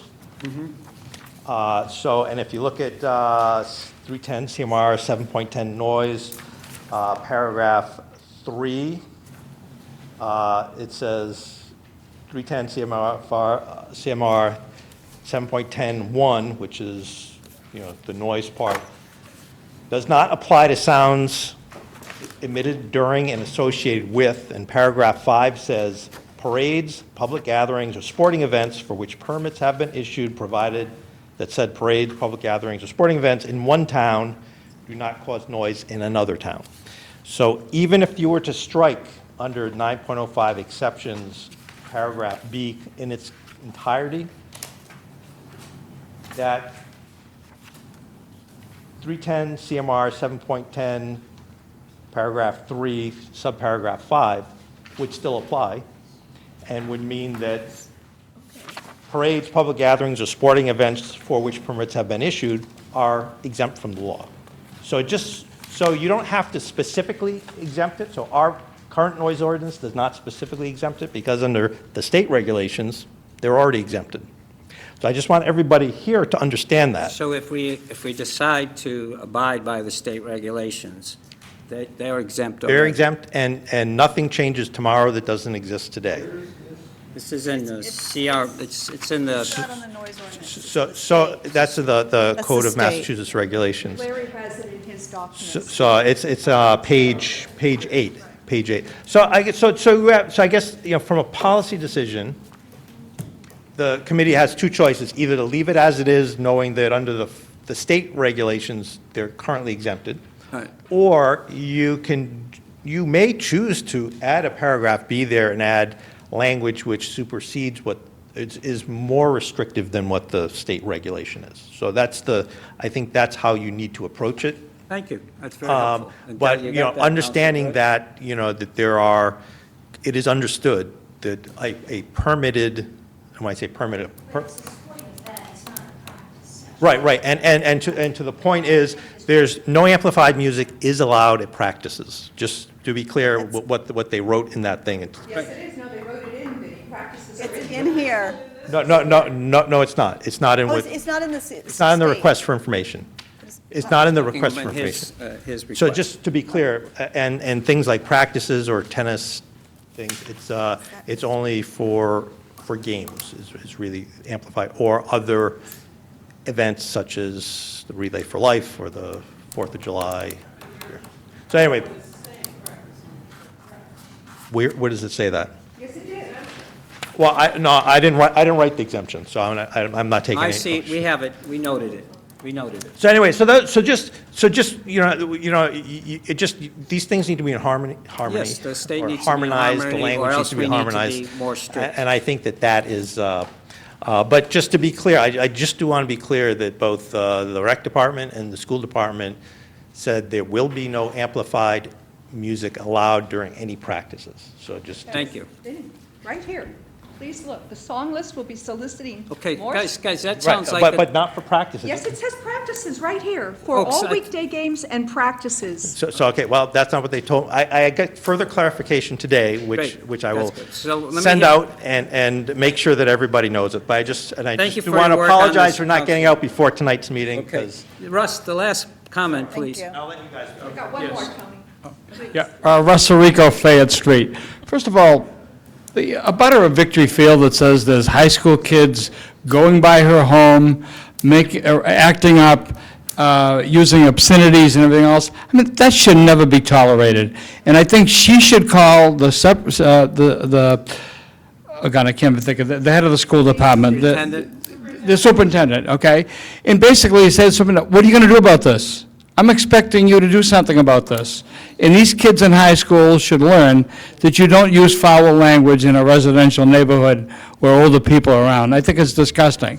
Now, getting back to the noise issue, okay? I think it's time that we invest in the town to buy a decibel meter that records and to set it up. And basically, if they don't come in within the guidelines, then all music at Victory Field needs to stop.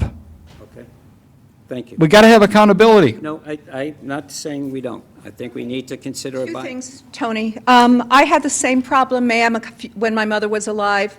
The varsity teams were going by, the language was unreal.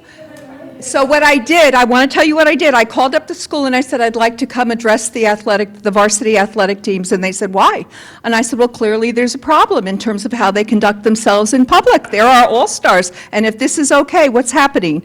The dean of students took over, great guy, he's not there anymore. He said, Elodia, please let me handle this, I'll get back to you. He did, he brought the kids together, said this is absolutely unacceptable. He called me every couple of weeks to see if the behavior stopped. It did. A phone call can do a lot, or go in person. Okay, can we focus on? the Yes, ordinance? Tony, I have to say one thing. You keep referring to Parks and Recreation. We do not have a Parks and Recreation Commission. I apologize. I know, but it's critical because we have no oversight of the activities in this community. You're right, we don't have a Parks and And- Recreation Commission. That's right. Believe me, when the charter comes around, it's one of my key issues. But that is why our community is so incensed by this going on and on. And please, I have been talking to you about this for years. It's no surprise.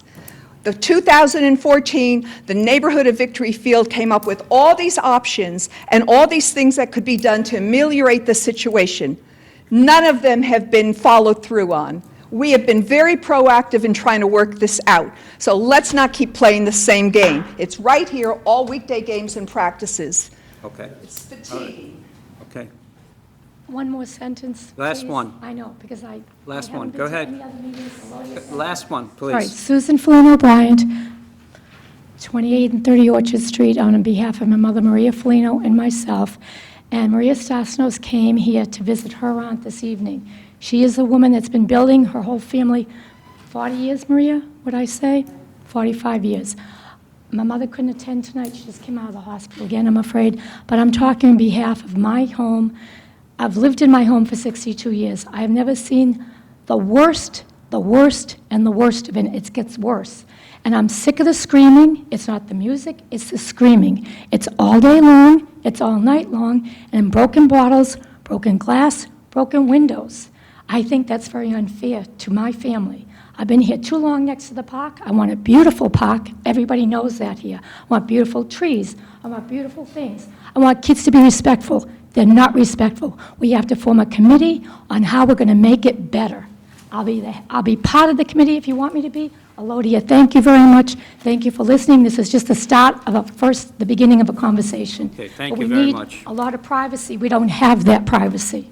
Okay, I want to thank everybody for attending. It's been a very useful meeting. I want to thank Councilor Woodland for his knowledge of Robert's rules. I want to thank the committee members for hanging in there with us. And I want to thank you all for attending. We'll see what we can do. We're going to come back again. There are some other things that we can do. Once we get this ordinance redrafted, we'll come back and have a meeting. We also will maybe make some motions about requesting, not requiring, but requesting maybe the purchase of some equipment. The committee can weigh in on that and see what the full council wants to do with it. But we will come back to this, and we will work on it, myself and Councilor Donato, with the town attorney. It'll take us a couple of months, but we will work on it. In the meantime, I think Councilor Picciarelli is addressing some of your concerns with his continued discussion with the school committee and the recreation department. And if that doesn't satisfy, then we'll think about how we might do it again. Oh, I'm sorry. I'm sure he heard all this. I apologize for actually not recognizing him. Council Donato did. We thank Captain Dupree for sitting here, and I know that he is very concerned about the issue and appreciate his attendance. And I really do express my appreciation for all you for hanging in there. It's been a long meeting. Thank you very much. A motion to adjourn? I'll move that. Second? Second. All in favor? Aye. Aye. Aye. How you doing?